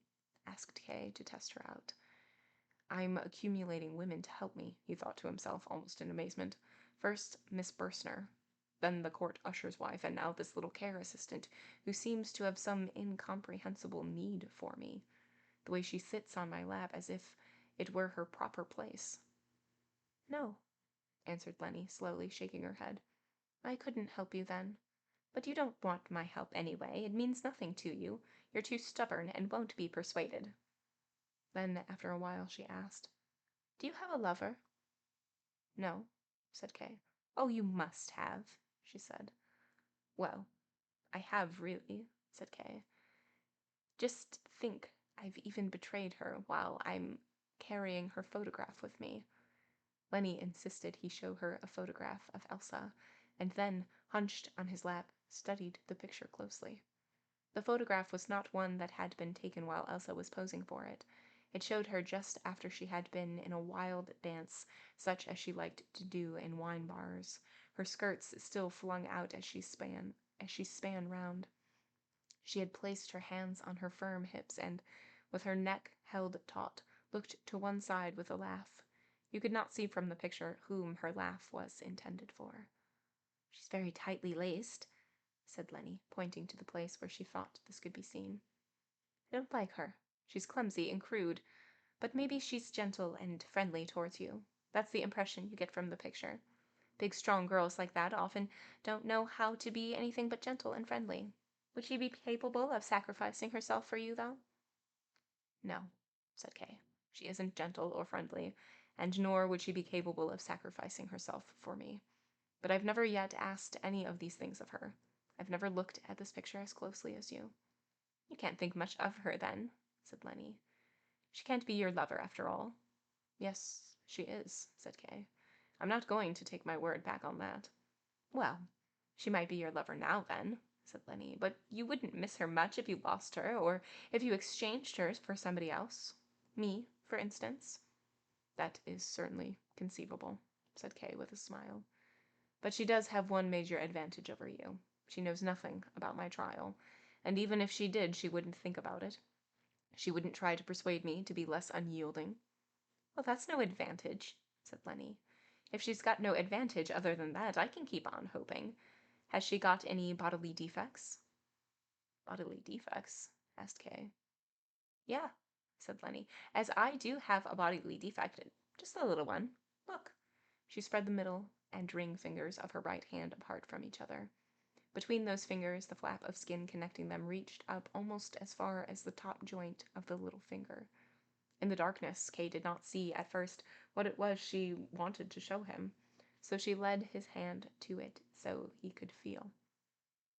What a freak of nature, said Kay, and when he had taken the look at the whole hand, he added, What a pretty claw.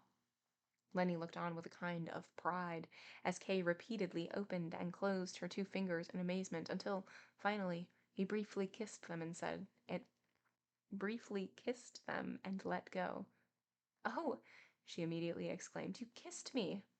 Hurriedly, and with her mouth open, she clambered up Kay's lap with her knees. He was almost aghast as he looked up at her. Now that she was so close to him, there was a bitter, irritating smell from her, like pepper. She grasped his head, leaned out over him, and bit and kissed his neck, even biting into his hair. I've taken her place, she exclaimed from time to time. Just look. Now you've taken me instead of her. Just then, her knee slipped out, and with a little cry she nearly fell down onto the carpet. Kay tried to hold her by putting his arms around her, and was pulled down with her. Now you're mine, she said. Her last words to him as he left were, Here's the key. Her last words to him as he left were, Here's the key to the door. Come whenever you want. And she planted an undirected kiss on his back. When he stepped out the front door, there was a light rain falling. He was about to go to the middle of the street to see if he could still glimpse Leni at the window when Kay's uncle leapt out of the car that Kay, thinking of other things, had not seen waiting outside the building. He took hold of Kay by both arms and shoved him against the door as if he wanted to nail him to it. Young man, he shouted, how could you do a thing like that? Things were going well with this business of yours. Now you've caused it terrible damage. You slip off with some dirty little thing who, moreover, is obviously the lawyer's beloved, and stay away for hours. You don't even try to find an excuse. Don't try to hide anything. No, you're quite open about it. You run off with her and stay there. And meanwhile, we're sitting there, your uncle, who's going to such great effort for you, the lawyer who needs to be won over to your side, and above all, the office director, a very important gentleman who is in direct command of your affair in its present stage. We wanted to discuss how best to help you. I had to handle the lawyer very carefully. He had to handle the office director carefully, and you had most reason of all to at least give me some support. Instead of which, you stay away. Eventually, we couldn't keep up the pretense any longer, but these are polite and highly capable men. They didn't say anything about it so as to spare my feelings, but in the end, not even they could continue to force themselves, and as they couldn't speak about the matter in hand, they became silent. We sat there for several minutes listening to each other whether you wouldn't finally come back. All in vain. In the end, the office director stood up, as he had stayed far longer than he had originally intended, made his farewell, looked at me in sympathy without being able to help. He waited at the door for a long time, although it's more than I can understand why he was being so good, and then he went. I, of course, was glad he'd gone. I'd been holding my breath all this time. All this had even more effect on the lawyer lying there ill. When I took my leave of him, the good man, he was quite unable to speak. You have probably contributed to his total collapse, and so brought the very man who you are dependent on closer to his death. And me, your own uncle, you leave me here in the rain. Just feel this. I'm wet right through, waiting here for hours, sick with worry. End of chapter 6. Okay, chapter 6. K, Joseph K gets a visit from his uncle. His uncle has heard from Erna, something like that, about something going on with Kay. And so he shows up at the bank and is like, what's going on? What's happening? How can I help? I'm here to help you. Let's run away to the country.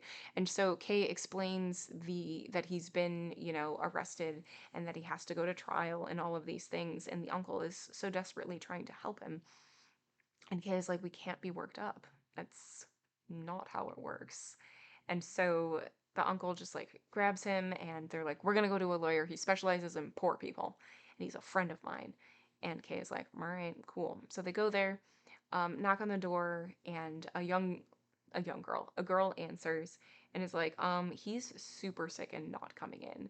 And Kay gets like, or not Kay, his uncle gets like a little louder, a little more boisterous, and so she does eventually let him in. And the lawyer is indeed in bed, having heart issues. And so they're talking about the case, and the lawyer's like, oh, yeah, I've definitely heard of this. I'm a lawyer. Of course I have. I hear things through the lawyerly circuit that I'm a part of. And they're talking about this, and then there's somebody in the corner, in the dark corner of the room, who's just been sitting there this whole time. And it turns out that it is the office director. And it's like, okay, well, you couldn't make your presence known, you creepy little man just hiding in the corner this whole time. Apparently, he was visiting with the lawyer beforehand, and they weren't expecting visitors, but in comes the uncle and Kay. And so the director comes over, and then there is a ruckus outside of the room. And so Kay leaves, and it's the carer, Leni. And she's like, why don't you like me? Why are you not attracted to me? And he's like, well, like I'm but a simple man.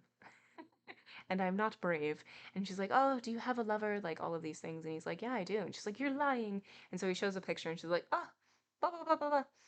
And she's like, I'll help you. I'll help you do this. And the problem with you for this case is you're unyielding. You just need to confess. You need to confess, and then you can get away with, like, you can move on with your life. And like, we don't know what he's even confessing to. Like, we still do not know what the charges are, and we still do not know what this organization is that is like overbearing on these charges in this case and all of these things. And he's like, I'm not gonna do that. And so as he's leaving, she like gives him a key and she's like, come anytime you want. And so he leaves and meets the uncle outside, and the uncle is like, you doofus, what are you doing? You have no decorum.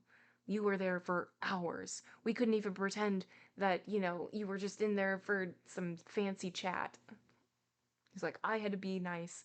I had to sway the lawyer over to your side. The lawyer had to sway the office director, the director over to your side.